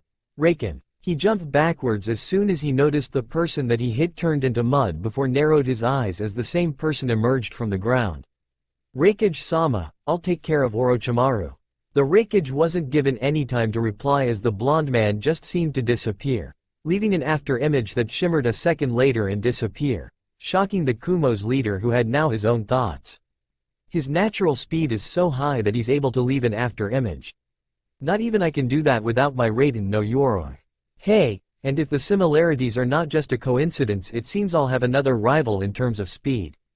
Stopping his train of thoughts, his body exploded in sparks of electricity before vanishing from his spot towards a now two-hearted Kakuzu who had tried to escape in the middle of the talk. Few miles away, Naruto and Orochimaru were trading blows with each other, though they were just a blur. The latter was gritting his teeth in anger as he was a damn Sannin and he was being outclassed by a brat. Not even his Sasuke could match him, much less getting the upper hand. He decided to take it up a notch before departing from the Uzumaki and blurring through hand seals and breathing in huge gust of wind towards the Jinchuriki before spitting out of his mouth his prized katana, the Kusanagi no Tsurugi. Futon. Daitopa. Naruto watched in boredom, and without any hand seals and taking a deep breath, he released the same jutsu, canceling each other. His senses skyrocketed and he instantly ducked as a metal almost decapitated him, and using the momentum he slammed his hands on the ground, and a second later, the ground turned into a mud river that took Orochimaru by surprise, not expecting a fourth elemental affinity, sweeping him off his feet and carrying him down the stream. Doden. Doryu Taiga. He didn't even notice two sealless cage bunchins appear out of thin air as the clone and the original speeding through their own hand seals as an earth dragon-shaped head emerged from the mud, spitting several mud balls towards the Sannin, and the original releasing many compressed balls of wind. Doden. Doryuden, Futon. Renkuden. Flashbacks of his fight with Sarutobi flashed through his head as anger started to build up on him, and that was the reason he didn't dodge such combination. Orochimaru opened his mouth, spitting out a fresh and unscathed Orochimaru who now had a scowl on his face. Insolent brat, I'm going to enjoy experiment on you.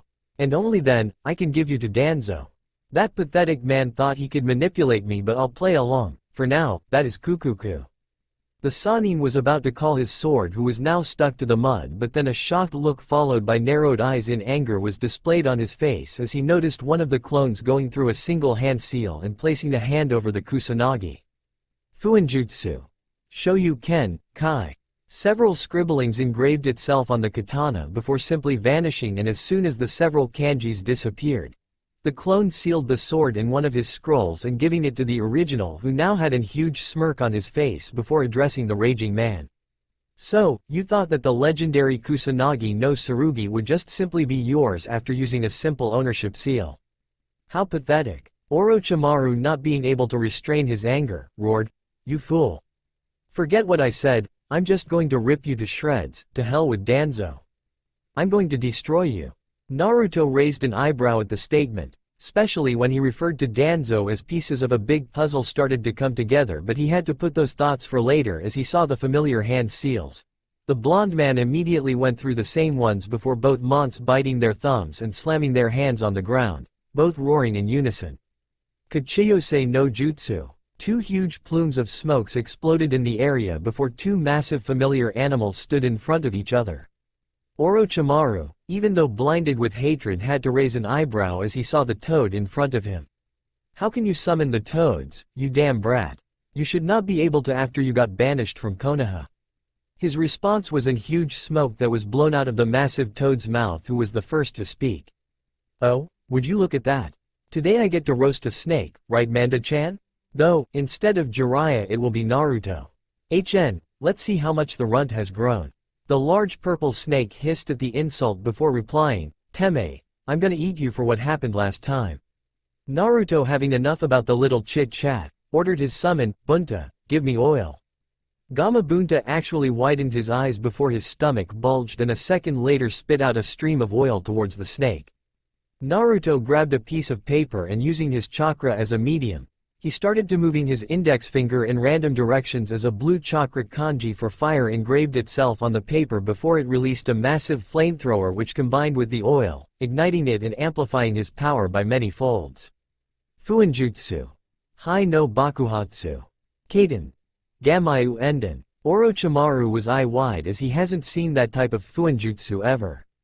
He read about the legendary Uzumaki Mito who was able to do the same thing and much more, and it seems this brat attained the knowledge on how to do it.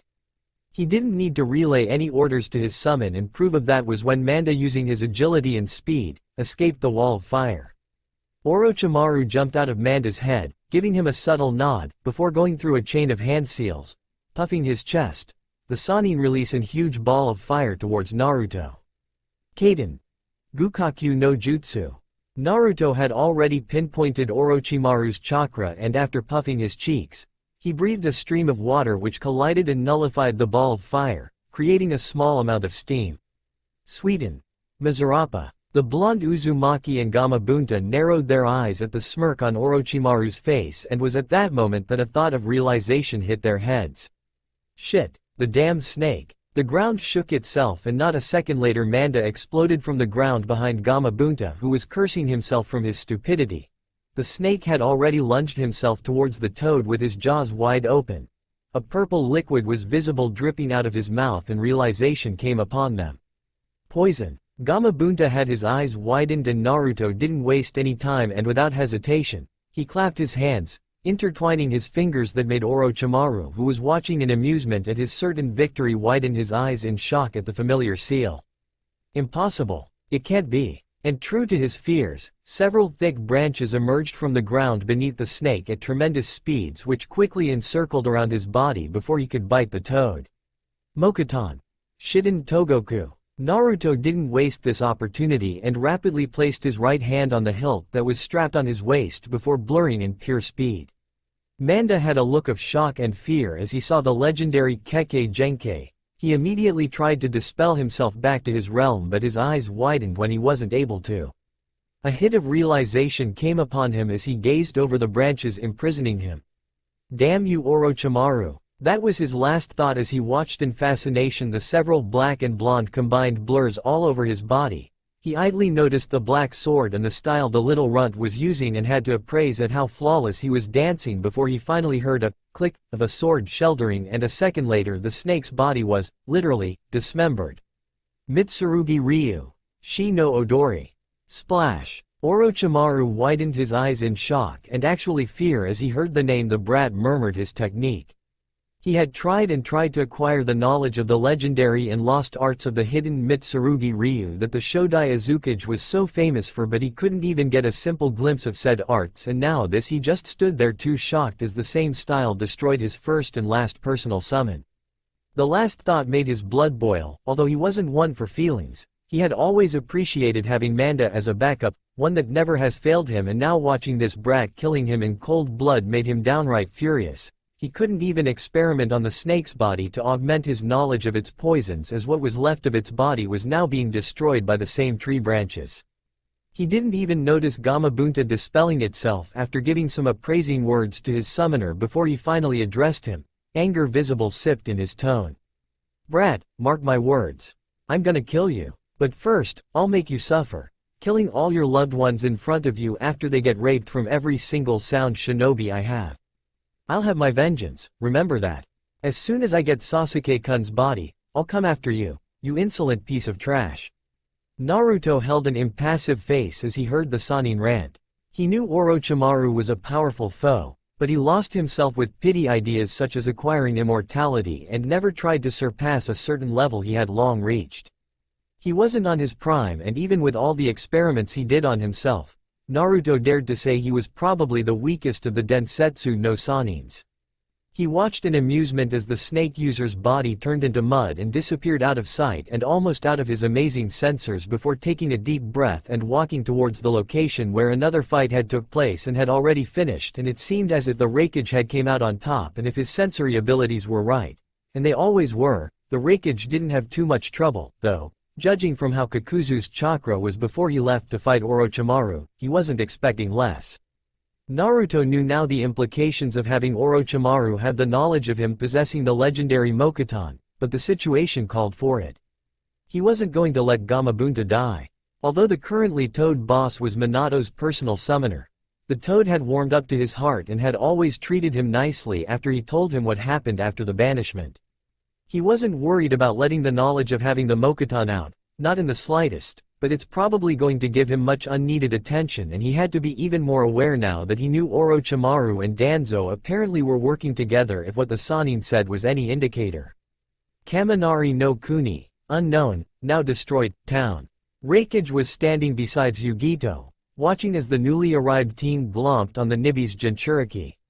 He was having other thoughts as his mind was still on the young man that had saved his surrogate daughter, and judging by the emotions running on her eyes, she too was in a turmoil. One red-haired kunoichi that was still crying in relief spoke. "We need to go, Raikage-sama. Yugito-chan might have internal injuries." It was a busty blonde-haired that replied coolly, doubtful. "Nibi has probably healed her. It was probably due to the strain on her chakra coils of having released the complete form of her Biju and using its ultimate technique when she's still inexperienced." Everyone tensed as they didn't even sense the person until he spoke a few meters behind them. The three Chunins, a busty blonde-haired, a red-haired kunoichi and a white-haired man, drew their tantos and narrowed their gazes at the new intruder. But before anyone could take initiative, Yugito spoke in a rather urgent voice. "Stop, he was the one who saved me." Everyone relaxed, albeit still aware of any attacks should the newcomer think about it. It was the Raikage who made himself known in his familiar gruff voice. "Although I appreciate you saving Yugito-chan, I have to ask. What are you doing in Kaminari no Kuni?" Without missing a beat, Naruto replied with an impassive face, "I was actually heading towards Kumo." At this, everyone narrowed their eyes in suspicion. "I've been banished from my former village, Konoha no Sato, 3 years ago, and decided to travel through the elemental nations before settling down." At this, everyone once again relaxed, though, the Raikage hummed a bit for a few seconds and spoke. "All right, you can come with us. Though, you have to understand that you'll be under watch of my Anbu during your stay. We'll talk later on about some important stuff, and I might have an offer for you, if you pass a certain test, that is." Yugito and the rest groaned, already knowing what type of test he was talking about. Naruto simply dumbly nodded his head before someone decided to speak her thoughts. "You should ask the Raikage to let you watch him over instead of his ANBUs, so it will be less paperwork for him as you're strong enough and able to protect yourself." Now, this was interesting. Yugito was surprised at the very rare valid argument that her partner just said instead of the usual perv. "And then you can finally kidnap him, bring him over to your bed and ravish." Yugito didn't even answer as she immediately cut her link with the damn perverted cat. She couldn't believe she had thought that finally Nibi had come to her senses, but it seems it will only be when hell freezes over. Needless to say, the whole travel back to Kumogakure, Yugito was fighting a massive blush that had spread on her face as somehow her perverted partner was able to send mental images about his blonde friend, ignoring the knowing looks her team and Raikage were giving her. Meanwhile, Root Headquarters. Danzo Shimura was looking over a scroll that recently arrived from a certain snake. As he read through the contents, the only emotion visible on his face were the slight widen in his eyes before, in an act of rage and using futon manipulation, ripped the letter to shreds. Damn you Kyuubi brat, to think you would be able to somehow release the seal I implanted on so many years ago. Teesh. I knew I should have imprinted a loyalty seal as well, but that damn toad sage had to stop me, saying that the old useless monkey would have noticed it at some point. Now that damn blonde idiot awakened his Kekkei Genkei, I didn't even know it would be Mokuton, such weapon cannot escape. The old war hawk tapped his chin in thought as his mind raced through several dark scenarios before letting out an evil smirk. Yes, maybe Iwagakure would be up to some pity vengeance. Those damn fools might be able to weaken him and then I can retrieve him. I shall lay low for now. It's time to know where some of my shinobi's loyalties lies on. This should be a nice test. An elder man was meditating on top of some random boulder. If he had his eyes opened, he would be rewarded by the amazing sight that was Kumogakure no Sato, both civilians and shinobis doing their respective routines, children's playing around with their friends, basically, a view that would give him a good amount of peace. His presence reflected power, authority and wisdom. Some would say that he was on par or maybe even surpassed his long-time and now deceased friend Hiruzen Sarutobi if compared. His now long, slightly spiky white hair have almost reached his waist. You still could spot some red streaks on some random spots. There was a slight twitch on his eyebrow and slowly, but surely, opened his eyelids, revealing a pair of warm purple eyes and, with a deep and gruff voice, he spoke out loud to no one in particular. Interesting. This chakra. Western gates. 8 figures were seen walking through the gates, 2 giant kanjis for cloud embedded into the equal giant gates, the confirmation that they have indeed and finally arrived their village, or in Naruto's case, a foreign one. Though, he held an amusement expression after watching closely the antics of the group of friends and former team had with each other during the trip. During their way back to the village, they encountered the Raikage bodyguards who had introduced themselves as Darui and C, the latter scolding his leader for leaving them behind without any warnings. As they were now walking at a decent pace towards what Naruto assumed to be the Raikage's tower, he suddenly stiffened as if he was being watched. But just as it came, it instantly vanished in a split of a second. Whoever tried to get a glimpse on me is good. I almost didn't notice. I'm impressed. Yugito, who was walking besides her savior, noticed his body language and promptly asked, "Is everything alright, Naruto-san?" The former Konoha's genin nodded and dismissed her worries with a warm smile that made her cheeks redden a bit, much to slight envy of C, who had and still have a crush on the Kumogakure's Jinchuriki, though, he just put that on the back of his mind. The Kyuubi's Jinchuriki momentarily shifted his head to the side as if looking to a certain spot in the faraway mountains, and unbeknown to him, on that split of a second, he had locked eyes with another man. In the mountains. The same elder man let out a small smile grace his features as he locked eyes with this interesting fellow.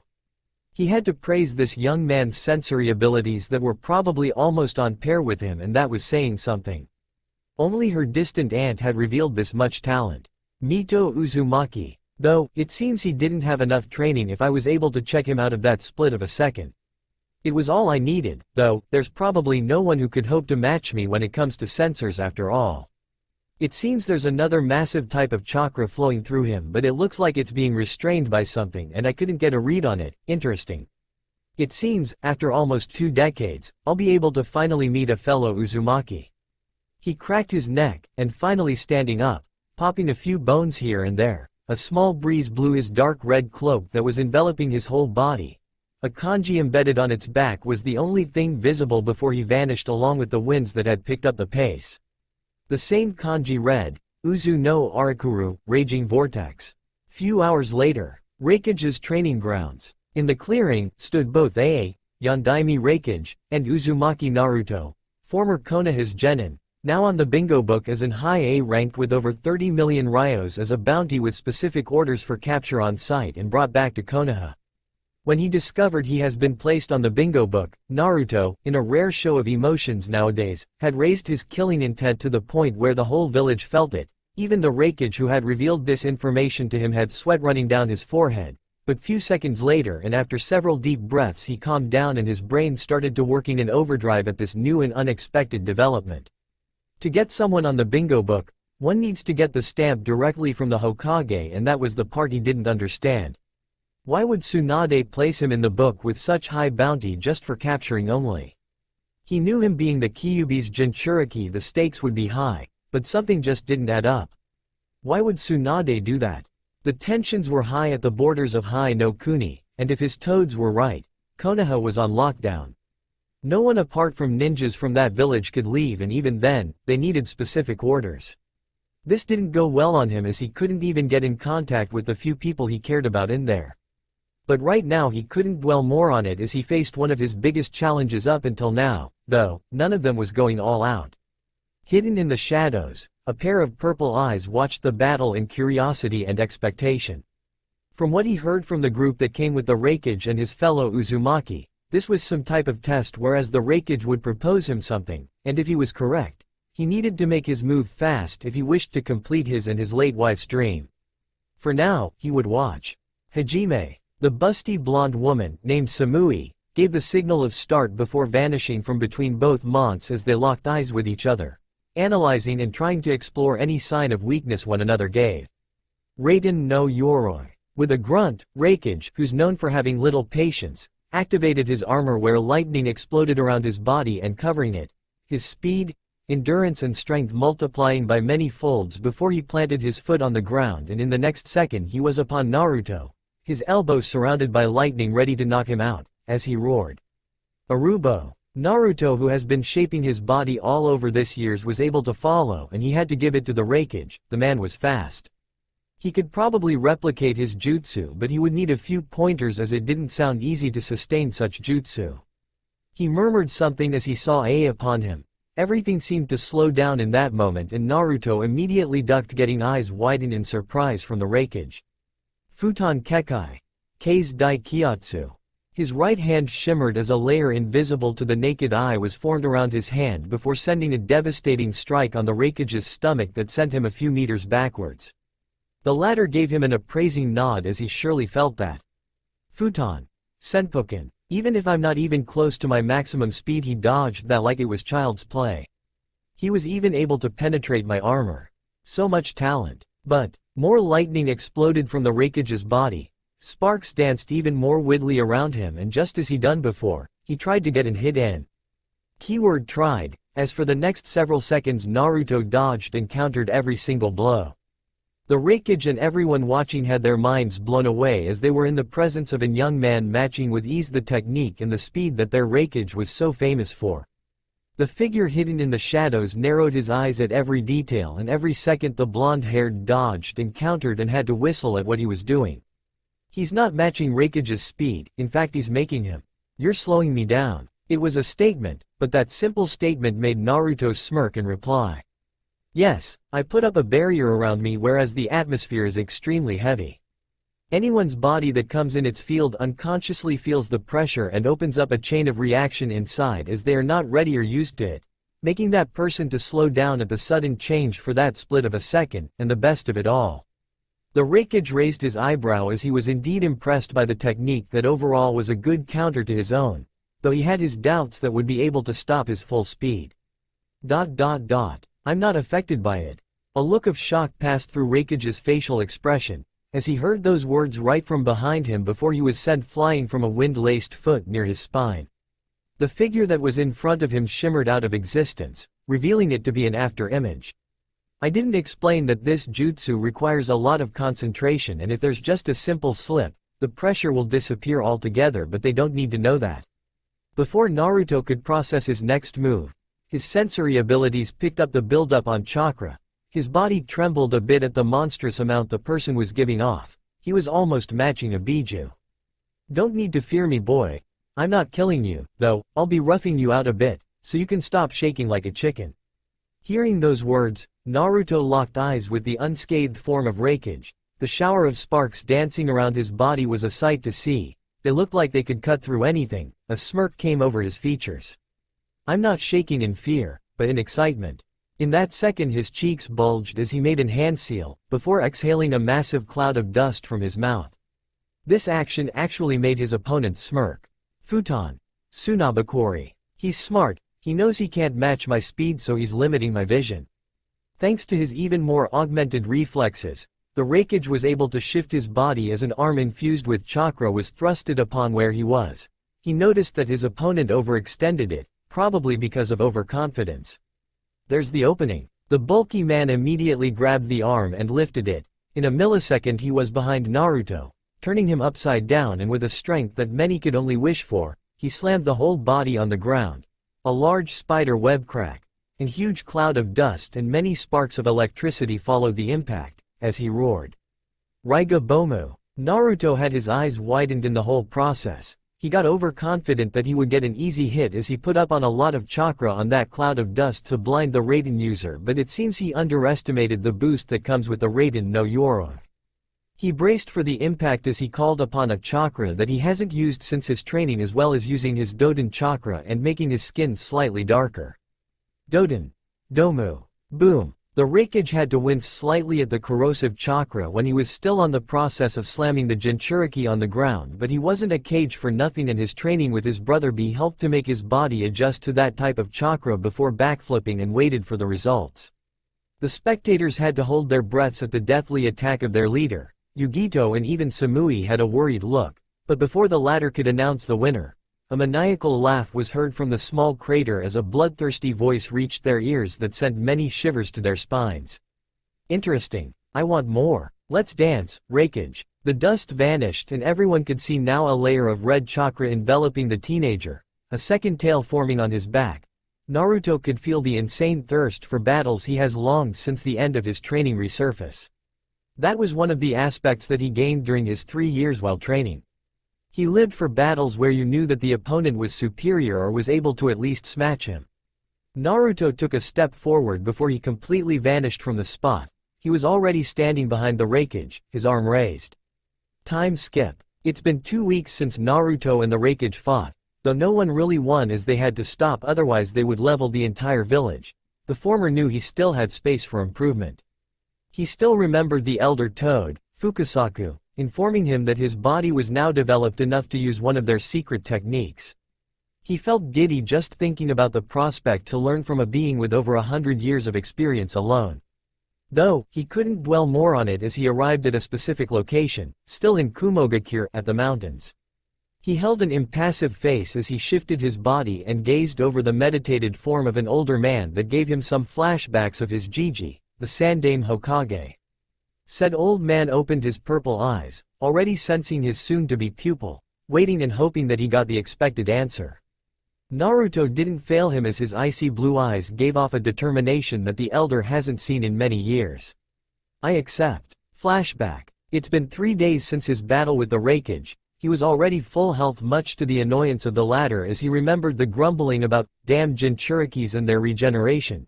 And he was now strolling around some mountains looking for a good place to train and develop some new techniques before the meeting with the Raikage, who said that he wished to speak with him about the proposition he spoke about before all this had started. As Naruto was walking, he suddenly halted and narrowed his eyes to some random tree and with an even tone that matched his impassive face, spoke. Come on out, we are alone. There was a small breeze in front of him before, without any warnings, smoke or sound. An elder man with long, spiky white hair with some red streaks, appeared. Naruto could tell this man was strong, and the first thing he noticed was that although he was old, he portrayed this kind of wisdom that he only saw on one of his precious persons. The authority he executed was no laugh either. He could feel he would probably lose here, mainly because of his experience in the field that paled in comparison to this man. Though, he got an odd feeling as he felt his chakra, it was kinda similar? I see, you can even have a read of my chakra to that extent. I'm impressed. The older man spoke as if reading his thoughts, and that wasn't an easy thing as he had his famous poker face in place. Naruto pondered a bit as he detected no ill intent or negative emotions coming from the person in front of him. So, what do you want and why your chakra feels so familiar? The white-haired let out a chuckle before with a warm tone. You could even detect the passion the voice held at the few next words that would change Naruto's entire world. Oh, that's because our origins are the same. Naruto's breath hitched as realization hit him like a rock, and as he heard the man continuing just confirmed his thoughts. Yes, I'm an Uzumaki like you. I'm Gensai Uzumaki, known as the Uzu no Arakuru. son of Ashira Uzumaki, the Shodai Azukage. In that instant, Naruto gathered some chakra on his wrist and in a puff of smoke, a sword that made even the elder Uzumaki widened his eyes in shock, appeared and the latter murmured, "Kaminoikari." Follow that involuntarily statement, he let out a full grin not seen since his wife's death, and the next few words shocked Naruto to the very core as a voice full of determination matched his eyes that, literally, lit up on fire. Such was the hope that rejuvenated on his broken heart. Help me on getting Uzushiogakure to stand up to all other nations once again. Let's make everyone remember why we were so feared and that they should have confirmed that we were really dead. Come with me and I'll pass everything I know to you, you won't regret. Think about it, I'll give you 2 weeks, meet me at this place and I shall know your answer, my fellow Uzumaki. Time skip, still in the flashback. Been a few hours since the conversation with another one of his kin. It came as a shock to him to know there was another Uzumaki alive and one that could tell him what really happened on the fateful night. He didn't know what to think, it was just so many things to take in a span of a few minutes though, the offer was really good. If he accepted he would have a place for his precious people that he vowed to protect. There were too many pros to not accept. Right now, the main problem was in front of him. Raikage's office. Naruto instantly noticed the familiar faces of Yugito, Samui, Omoi, Karui, C, Darui and Killer Bee who he befriended as soon as he entered the village, all standing besides the Raikage who supported a serious look. As he settled himself in front of them, the latter started. Brat, you probably have already figured it out what I'm going to offer you but, as a Raikage I still need to make the official request. So, Uzumaki Naruto, do you accept joining Kumogakure as an active shinobi, swearing loyalty upon your new home? In case you accept, and protect it with all costs, even with your own life. There was many hopeful looks from the people who were present at the room, but they all got surprised and shocked when the young man in front of them bluntly said, "No, but, what do you mean, no? Do you want to live the rest of your life as a missing nin?" Huh? Everyone, including the Raikage, was surprised by this reaction, mainly because it came from Yugito who saw red after the negative answer. Nevertheless the Yondaime let out a chuckle surprising even Naruto. I guess that means you accepted the other offer. The Kyuubi's Jinchuriki narrowed his eyes slightly before it turned back to the impassive one as he hummed in thought before opening his mouth to speak. Hi, that means he came to speak with you. But as I was saying before Yugi-chan interrupted me. Yugito let out an huff in annoyance, though, she was still listening and curious who was the man that stole his man. My man? Nibi is already influencing me. Oh ho ho, don't say that kitten, that was all you. Though, I'm impressed as you found quite a specimen. I would like to propose an alliance as soon as we establish ourselves in our new home. Gensai-sama told me that for the last decade he's been training with a few old friends the new generation in the village in secret. Unfortunately, there's no Uzumakis besides the two of us but that doesn't mean that they don't possess an extraordinary potential. I guess he was just waiting for the right piece of the puzzle to announce the return of Uzushiogakure. Raikage though preferred muscles over brains, he wasn't dumb enough to the point where he would reject such offer. He heard many stories about the legendary village that was Uzushiogakure and her shinobis.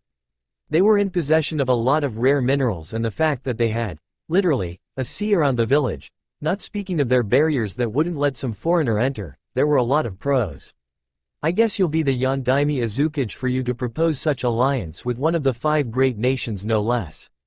Naruto thought over if he should tell him the truth or not, but since he could detect the emotions rolling of the man, he decided to not lie. No, I'll be getting trained by Gensai-sama who will be the Yondaime. I told him already I had no interest of being a Kage. That dream was lost a long time ago.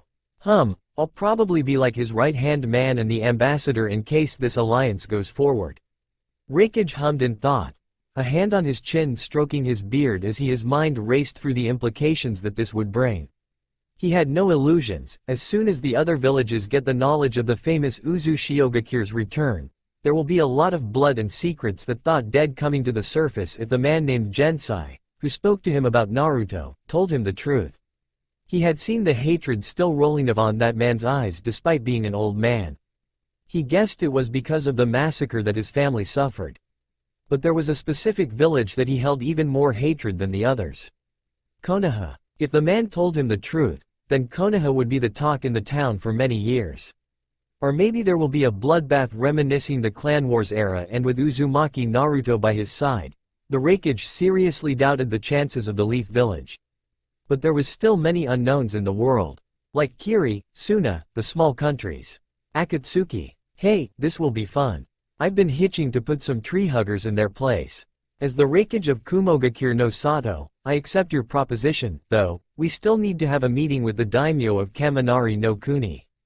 But I don't think there will be any problems. Naruto smiled for the first time since the meeting. Everyone there was shocked at the turn of events. Yugito calmed down as she heard the entire conversation and couldn't help to let out a smile as well at the prospect of seeing the man that captivated his heart soon enough. Maybe she could settle down in Uzushio. That would be interesting. Maybe when this all is over. I'm so proud of you, my little kitten. You should just get over with it and jump on him before he leaves the village, so you can get full of. Nibby, shut up. It's been roughly 2 months since the rescue of the case cage. Things got out of hand. A group consisted of Yuhi Kurenai, Azuki Yugo, Hana Inazuka, Sume Inazuka, Shizune Kato, Mitarashi Anko, Hitaki Kakashi and the Ichiraku family were worried. The village was on lockdown. Since the news of the whereabouts of Uzumaki Naruto had gotten out, both civilians and shinobis alike were tense. The placement of said person in their bingo book didn't help the matters. The power he had shown during what was their mission that would result, hopefully, on the improvement in the relationship between both Sunagakure and Konohagakure was something that certainly left their minds boggling. It was something neither of them thought possible. The dead last. The Dobi of the new generation. The outcast. Of course no one predicted that this person would be the future wielder of the famous Mokuton, something that their precious Shodai Hokage was so famous for, and that was not counting the prowess and the talent/potential without it. Everyone knew that he was now unreachable, at least not without a fight. Back to the group, they were shocked since the news of their, secretly, precious blonde-haired was placed in Konoha's bingo book, and his high bounty was something that left them really confused with their Hokage. No one knew what was happening with Tsunade.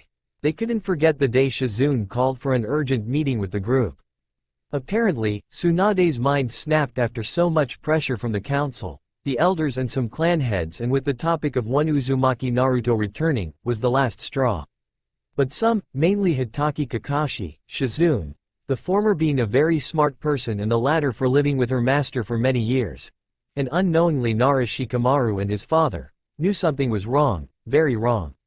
They knew something was up. Since the banish of Naruto, she overcame the demands and the progressive power abusing of the civilian council and started ruling Konoha with an iron fist.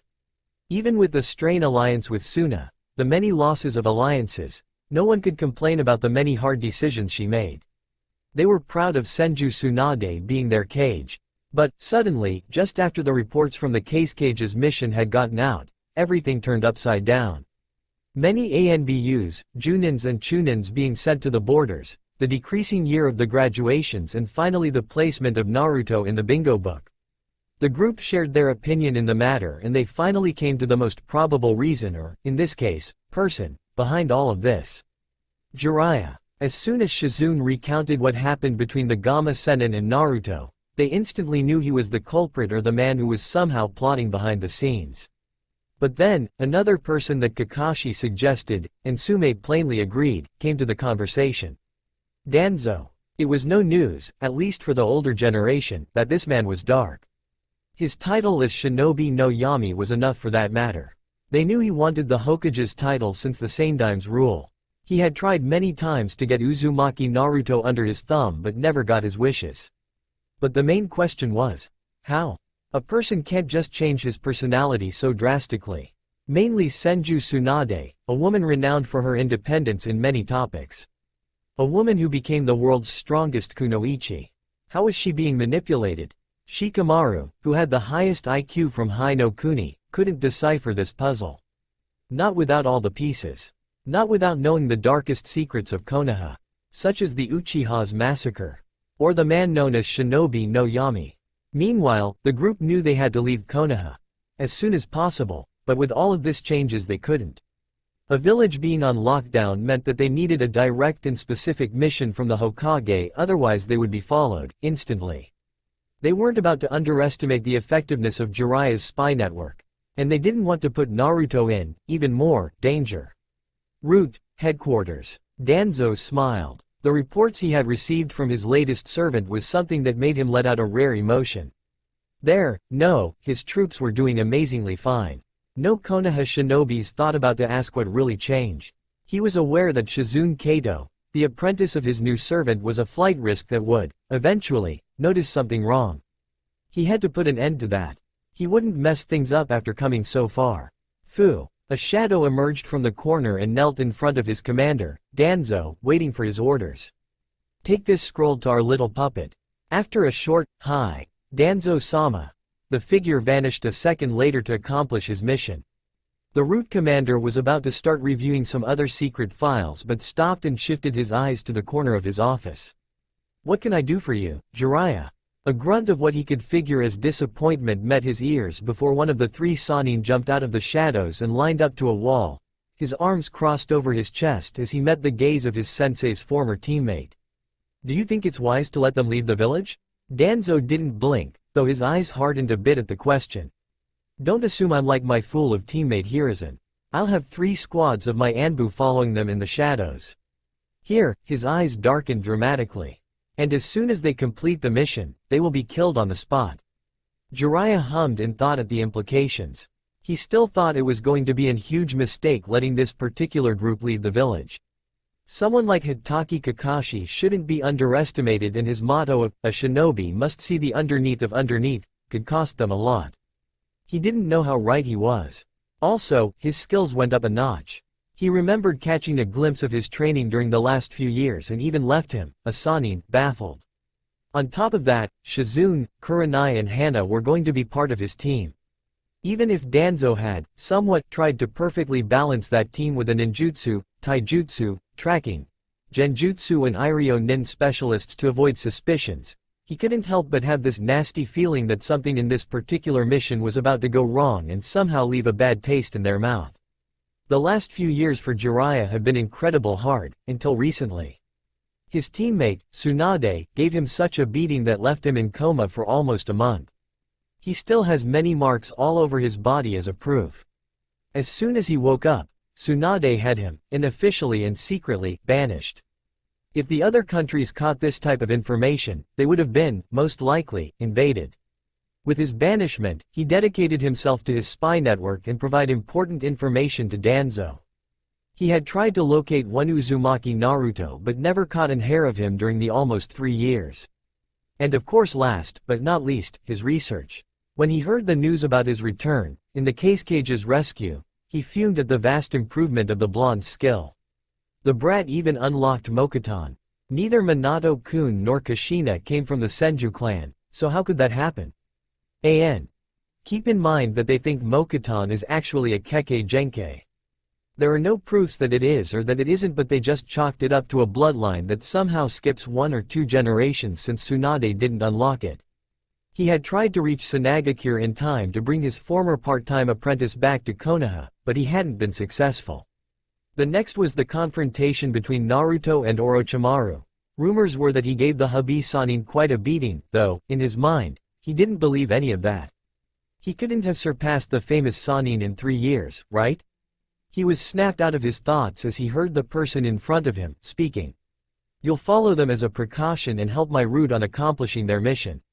Jiraiya raised an eyebrow at that. He could probably take the 4 of them at once, even though he didn't know how much Kakashi had grown. But he wasn't a Sannin for nothing, even if he's already past his prime. Dealt with the first problem, Jiraiya hardened his gaze, a rare serious tone slipping out of his mouth. "A problem has come up. There has been some rumors circulating around the elemental nations about Uzushiogakure." Danzo's eyes widened in shock at that, but Jiraiya's next words turned into fear. "Somehow, they have rebuilt the entire village under everyone's nose." The elder tried to process the words, but his mind was practically blank. He wasn't expecting this. A creep smile emerged on his lips, after a few seconds, as he murmured. "Such a gold mine can't go to waste. I'll make some plans so they can, at least, be useful again." A week later, Uzushiogakure no Sato, borders. A tall, Well-built young man, ice blue eyes and spiky, blonde hair with jaw-length bangs framing either side of his handsome face, though, the same face supported a murderous scowl. His fingers were twitching, while he ran at full speed on top of the violent ocean that surrounded his new home, wanting nothing more to grab the hilt of his legendary sword placed securely on his waist. The glimmering silver of Kusanagi no Tsurugi waiting to spill some blood. Garasupai, his spy toad, had just reported him troubling news about a mission given, a week ago, to a certain group of people. At first, he was excited that the opportunity had finally arrived as 3 of the supposed members that would join him in the long run were leaving the village. But then fear crept his spine as he heard that they were being followed by unknown Anbu and one Sanin, Jiraiya. His high intelligence immediately put 2 plus 2 together and came to the real meaning for this mission. Shizune, a woman who rarely went out on missions, at least, without Tsunade, was a dead giveaway. He also knew that his former sensei, Kakashi, could probably come to the same conclusion, but he didn't know his motives or on what side he was on. Naruto had just been given the clearance that he could leave the village. His master and father figure, Uzumaki Gensai, the Yondaime Izukage, didn't think twice and immediately let him go, knowing already what his pupil had planned during the last few years. Been almost a month and a half since he joined the elder Uzumaki and his ancestors' home. Naruto had trained relentlessly, and true to his origins, he developed his own style in the arts of Fuinjutsu, improved his Kenjutsu whereas he developed the art of maneuvering 2 swords at once, making use of the Kaminoikari and Kusanagi at once. Though, he grew leaps and bounds on futon manipulation, taking it into another level. Like Enten, that is the highest Kaden level one can achieve, Futon has one as well. One that not even the Shodai case cage could properly control. Taiten, the typhoon release. A puff of smoke on top of his right shoulder broke Naruto out of his thoughts, though, if he was surprised he didn't show. He didn't even acknowledge the toad's presence as he kept running towards Kawa no Kuni, the land of rivers. Naruto-sama, you need to hurry up. Kakashi is stalling off Jiraiya so Kurenai and the others could get away, but the Anbu caught up to them real fast and are currently fighting them. The sheer numbers of them will eventually be too much and they will eventually exhaust themselves. The scowl darkened at the statement. His eyes started to produce lightning sparks at the amount of hatred rolling off inside of his body. No time to waste. A single natural lightning shoot out from the skies straight to his body, as Naruto clapped his hands, and as soon as it hit him, his whole body, cells, started to work in overdrive. Let it be said that a bolt of lightning contains 5 billion joules of energy, but Naruto, who completely mastered the lightning's nature, could turn it into like a Red Bull energy drink. His Uzumaki cells, which gave him a natural high physical and regeneration prowess, and the Biju sealed in him, helped in the matters. If it was a normal person, he would be, instantly, cremated. But he wasn't normal. Kaminari no Nagale, thunderflow. And he vanished in a thunderclap. A few miles away. True to Jiraiya's fears, Kakashi had been worried since the mission had started. While following them, he heard him speaking to the members of the squad, Kurenai, Shizune and Hana multiple times, discreetly. He wasn't able to hear the conversation due to if he got any closer, Kakashi was bound to notice his presence by the smell or other means. It didn't take long for them to complete the mission, which was a proposition for an alliance with Kawa no Kuni. The daimyo had immediately refused it as soon as he read the first paragraphs of the scroll stamped by the Hokage. Such one-sided agreement was unconceived. And just as they left the small country, they were immediately surrounded by unknown Anbu, with blank masks. But Kakashi knew better. And it was at that moment that he knew the real meaning for this mission as he glanced over Shizune. They want to kill 2 birds with 1 stone. But now there's no doubt that Tsunade is somehow being manipulated. Just as he finished that stray of thoughts, another man, now known to the 4 of them, appeared, and that person made Kakashi curse as this just to another notch, and he knew that their chances of surviving were now minimal at best. With a plan effectively made in less than 5 seconds, he went with it. He would, at least, protect this team no matter what, knowing what they meant to his precious former student. 15 minutes later. It's said that shinobi battles are quick. Sometimes it doesn't take more than 5 minutes to finish one.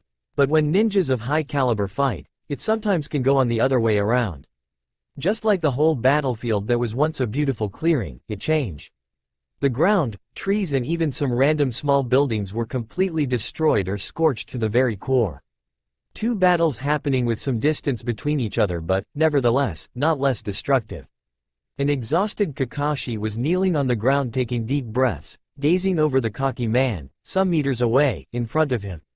He, too, was bruised as blood covered some parts of his body and busty lips that made him grimace every time he tried to make some arrogant remarks. But he knew he had lost. The man was just better than him as he could nullify the Sharingan from the many battles he had in the past. He watched as Jiraiya leapt in his direction, cracking the ground he stood in the process. A compressed ball of pure chakra materialized on his right hand. The white-haired geezer roared as he thrusted his arm forward.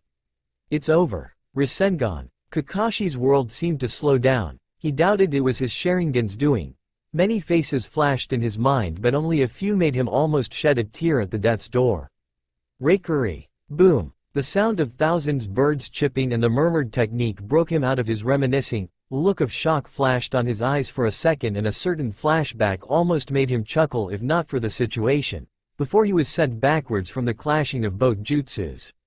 Kakashi tilted his head upwards to see his long-lost student in all his glory wearing his traditional black armor with a distinctive white fur collar over a simple black suit.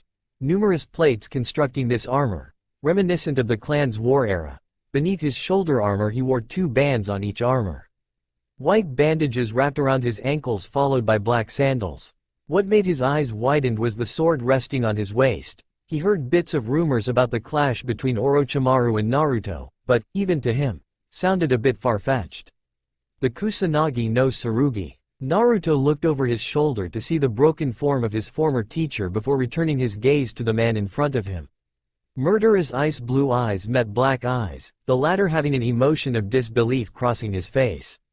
Sorry, I'm late. Jiraiya, who quickly composed himself, smirked at the prospect of getting a bonus out of this mission.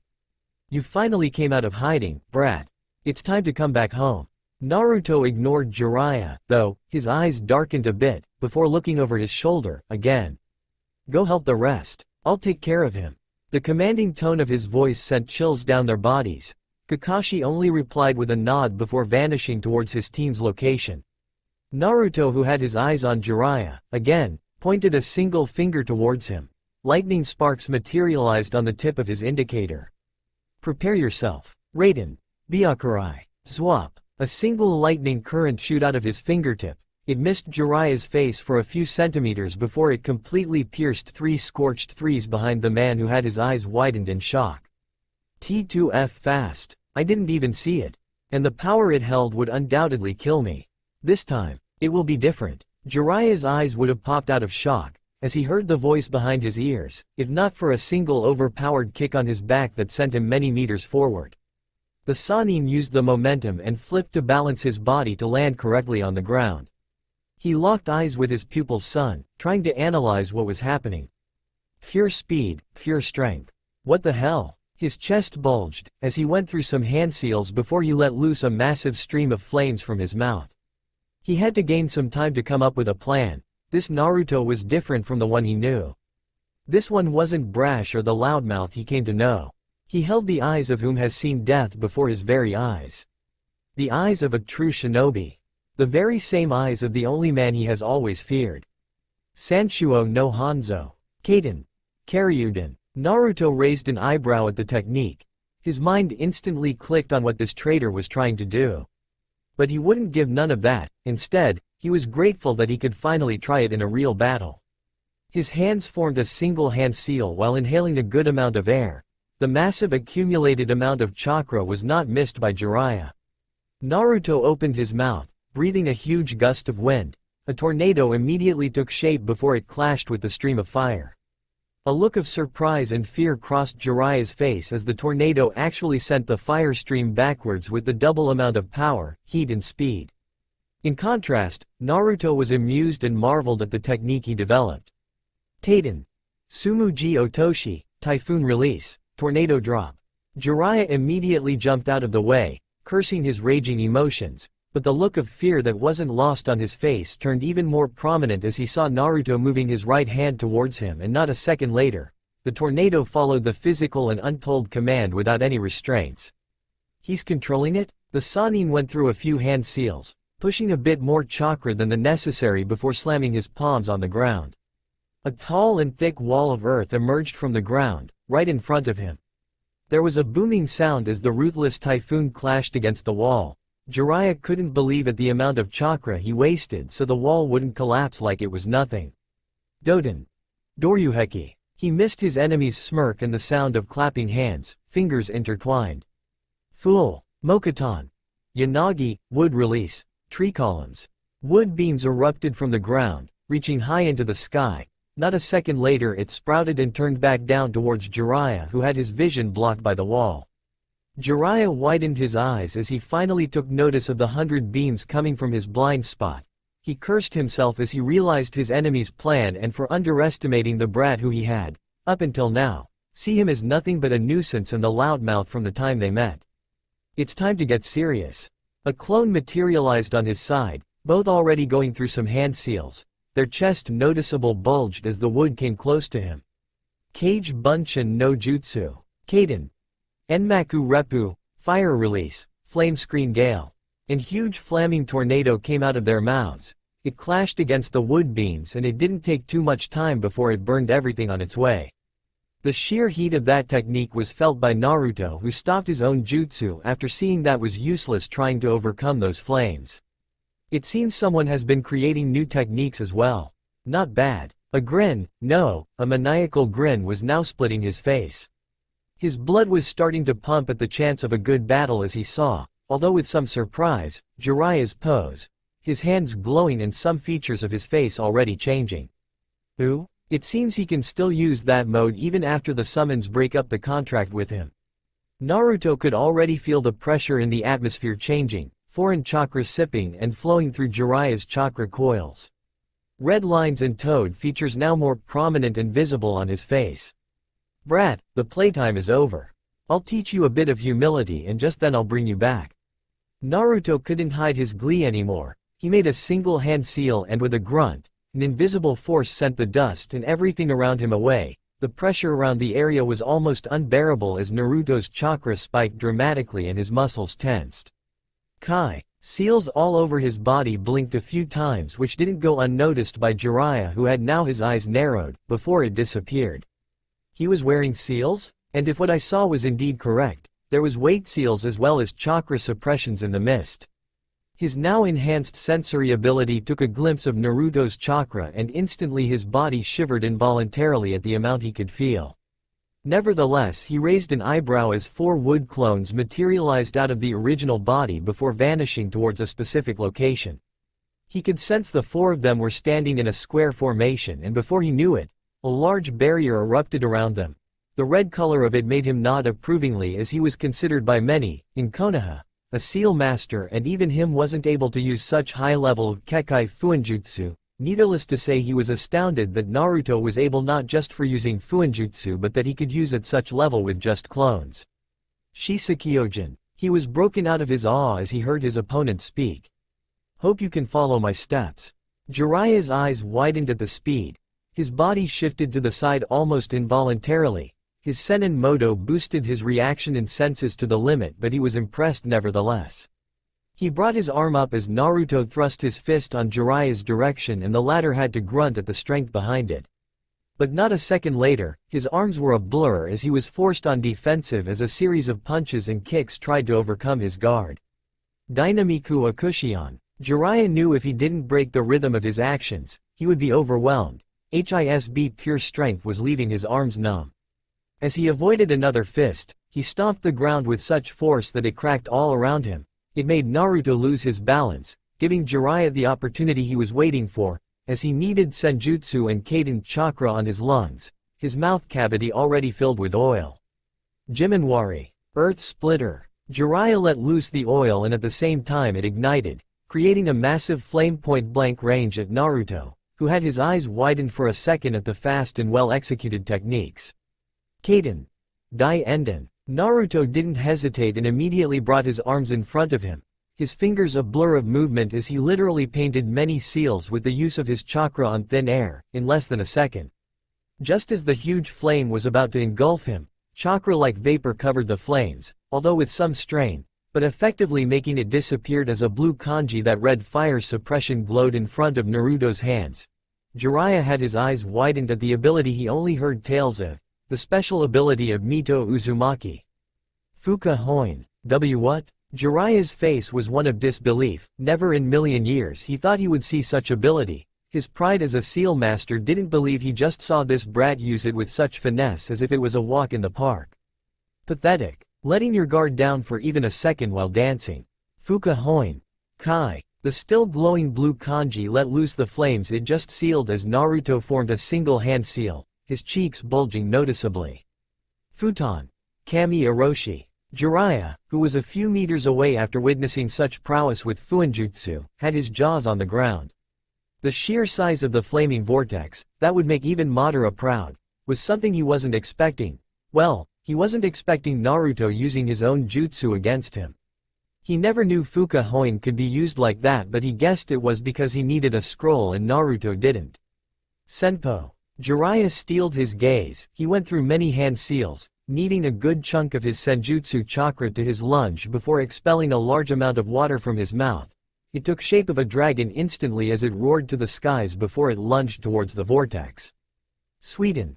Sui Shu Gorugan. Another booming sound as both techniques clashed against each other before a large amount of steam emerged from the clashing, engulfing the whole area inside the barrier in a thick mist. It's over. Naruto used the insane amount of molecules around the area to cloak himself. The water vapor bended the light around him, erasing his presence, even to his opponent's enhanced sensories. Mugen Maizei, Vapor Cloak. On the other side, Jiraiya narrowed his eyes at the sudden disappearance of the chakra signature. Maybe the brat had used this chance to escape, he mused to himself, but dismissed that thought in a second as he still could see bits of the red color that was the barrier still standing. He was broken out of his thoughts as multiple slashes, in an interval of a millisecond, met his body and then. Pain. Kusanagi no Ken. Setsuna Doku. The voice behind him and the murmured technique left his eyes widened in shock despite the pain that he was feeling.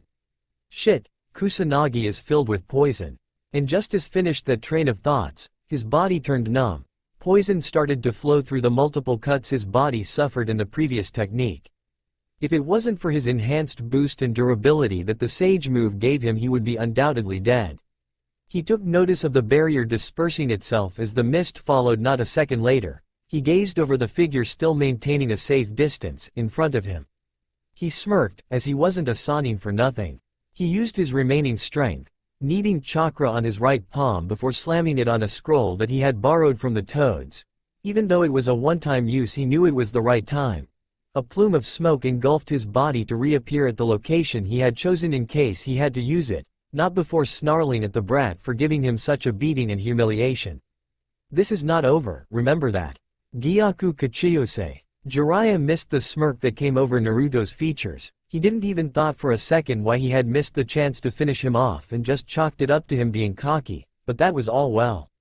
Naruto knew that the former Gamma Sennin had a few aces upon his sleeve, at least to escape. He was a renowned man for spying and escaping, so it was of no surprise that Naruto saw him use a scroll that he had immediately identified as a reversal technique from the seals visible to the naked eye. He had telepathic ordered one of the wood clones that was holding the barrier to turn itself into a seed and plant itself on Jiraiya. He would use this to make contact with the remaining people inside of the village. At first he had his mind focused on killing the nuisance that was Jiraiya, but then he remembered that he couldn't make direct contact with the persons he cared about that were still residing in Konoha. So, although he didn't hold back in beating the pervert, he still wanted for the Sannin to escape without any suspicions. His Soshinki, signal seeds, that was mainly used for tracking his enemies, would be the key to get everyone out of that hellhole. His personal plan was finally starting. Naruto's sensors detected the group he had saved a few kilometers away. They had already finished their battle a few minutes ago. He knew that Kakashi, even if exhausted, would be too much for the squad that had followed them. He took a few deep breaths as his chakra started to replenish on his own before heading towards where he felt them resting. He had a faraway look while running. The letter has probably reached them by now. It's time for the wake-up call, and for the world to know Uzushio's return is not just some laughable rumor. Naruto didn't even notice the woefully quiet beast inside of him. Kyuubi, who has been watching everything playing, could only sigh at the state of the world. He knew what was coming and the battles ahead of his host wouldn't be any less dangerous where every single second mattered. The news of a rising village that had already his history written in the shinobi books for their fame and prowess over many shinobi arts was a dangerous topic for the high-class ninjas all over the world. There was no doubt that many people would try to explore and use it for their own goals and greed, not to say there was still Akatsuki lurking around. Their mission of gathering the bijus was something that bothered him greatly. There was only one goal and result he could think of if they were sealing all of his kin into one object. And that was something that even he, the Kyuubi, feared if they succeeded. I guess it's time, Hagoromo Jiji. He's ready. Seriously, how the Kyuubi, or for that matter, the bijus, don't know the result of all of them being sealed into the Jubi's crust, statue whatever it is beyond me. Though there's many loopholes as the history goes on, we all love it the same at the end of the day, right? Kumogakure no Sato. Reikage's office. In the Reikage's office, the tall and muscled man gazed over the letter for what seems to be the 100th time, reading every detail of it. This was huge, he didn't know that they were already so far up ahead. He would have thought it would take a few years for this to happen. He had already discussed the topic of the letter with his now trusty council and everyone had agreed to what was being proposed in the scroll. A had no doubts that if the old council hadn't been dealt with after the revelation of some secret information when Uzushiyogakure's destruction that even he didn't know about and the mission given to Yugito recently, there would be a pandemonium but, at least, they were all in hell. The greedy bastards were easily on par with Konoha. The bulky man was very surprised when, at the time of Naruto's departure, Uzumaki Gensai had proposed him a partnership between Kumogakure and Uzushiogakure. He had asked the million ryos question, why? Although Gensai showed the hatred he felt towards all the great nations except for Suna, he had explained him that during the years he lived nearby Kumogakure that he started to lose the grudge he had against them. After discovering the council's plan behind the weak-willed but powerhouse Nidame Reikage, he knew it was a matter of time before he let loose the pure hatred towards Kumo. During the many years after his disappearance he had watched from afar, how Kumo grew up from a greedy village to a humble and respectful one. The Jinchuriki's treatment helped in the matter, albeit the Nibi's host was only after some time and even then, some of the old generation hated her with passion. And now, the scroll he held in his hands. His answer, no, Kaminari no Kuni and Kumogakure's answer would mark a very important and historic moment in the elemental nations. His eyes landed on the title as he read it again. Proposition for Alliance. Riboryushanzu. The revolutioners. Whoever named it has a bad taste. Hihi. Haru no Kuni. A letter with the same content was being read by none other than Koyuki Kazuhana. Her eyes were widened in disbelief as a hopeful look came over them as she read the name who signed the letter. Uzumaki Gensai, Yondaime Azukage. But a single note under it left her paralyzed emotionally. No words came out of her mouth. P.S. The Haru no Kuni's hero has been dying to talk with a certain princess. After what seemed to be hours just standing there trying to process the words she just read, a blush crept on her face at the idea of finally being with the man that gave her hope again and helped her in getting her country back. Nami no Kuni. The sound of a bottle breaking on the floor could be heard inside a modest house. Footsteps of someone running towards the man who let the bottle fall could be heard, followed by a female concerned voice. Father. What happened? Her father, Tazuna, was pale as if he just saw a ghost. She took notice of the letter that was on the table and immediately read it in a span of a minute. And just as she ended reading it, she too, was left in shock, specifically at the notes written in the end. P.S. Nami's hero hopes to meet you again in the near future as he's our ambassador. He said that he missed a drunk geezer, a beautiful woman, and wants to see how much the kid had grown over the years, whatever that meant. Needless to say, there was many curses about damn brats, and a blushing mess that was tsunami after reading the beautiful woman part. Though, there was one thing that both were thinking in common. He's back. The former, who had heard tales of Uzushiogakure from his father and how Nami was protected by the same village when they were still standing, couldn't help but shed a tear as a particular memory, or more specifically, a dream of his father hit him. I hope one day that Uzushiogakure returns to his former glory. We were like brother and sister back then. It's really sad that a village full of energy got destroyed, but I know that one day they will be back. And it will be up to you to support them when the time comes. Make me proud, son. Dad, it's finally happening. Sanagakure no Sato. Case Cage's office. Gaara had a small smile on his lips as he read the contents of the scroll. His brother and sister, Kankuro and Tamari, were on his side reading it over his shoulder. Both with shocked and surprised looks, but not Gaara. Oh no. He knew this was coming, well, not Uzushiogakure in particular. A surprising move that not even he could have guessed in million years, now that he knew. Uzumaki Naruto, you never cease to amaze me. Tamari, get me the faster bird messenger we have available at the moment. The monotone voice of her brother broke Tamari out of her thoughts. She could only nod in agreement before she vanished from the office. Kankuro, who was still at Gaara's side, couldn't help but open his mouth to add his cent. Man, that kid has style. In the end of the letter, both of them read out loud the note written by Uzumaki Gensai. Page S. Hope with this alliance we can finally reunite the Nine with his longtime friend and kin, one, and his brother and sister again. Indeed, he has. 2 days later, Uzushiogakure no Sato. In the top of the Azukage's tower stood the same Azukage, Uzumaki Gensai, gazing over his people. Everyone was standing proud and looking up to their Kage who had reunited them once again all those years ago. The fire in their hearts now burned brightly once again after it had been extinguished long time ago. The Azukage had been waiting for his apprentice to arrive, but it seemed that he would miss the show. Naruto had told him to take the announcement even if he wasn't present, but as one of his Chunin gave him the signal to start, in the corner of his purple eyes, on top of a building, there he stood, arms crossed over his chest with an impassive face, though, you couldn't miss the small smile on his lips and the proud look that he was trying but failing to hide. Uzumaki Naruto. Behind him, stood what he could now deduce, Hitaki Kakashi, Yuhi Kurenai, Inazuka Hana and Kato Shizune. It seems his mission was a success. He broke the eye's contact with Naruto, as he kneaded chakra into his lungs before a booming voice was heard all over the village. As of now, we, Uzushiogakure, after so many hardships and sacrifices, is finally and officially back. Let's show the world why they should have confirmed that we were indeed dead. Let's give them hell. In unison, every single human that was present noticed the emotions running through the speech. Their blood pumped and the adrenaline coursing through their veins made everyone shout as the power of those thousands voices shook the entire village. The former Konoha nens were left in shock at the scene in front of them, and neither of them missed Naruto's fist shaking in what they could tell, excitement. Uzushio, Uzushio, Uzushiohoray. That's all for now. If you enjoy, then please like, share and do comments.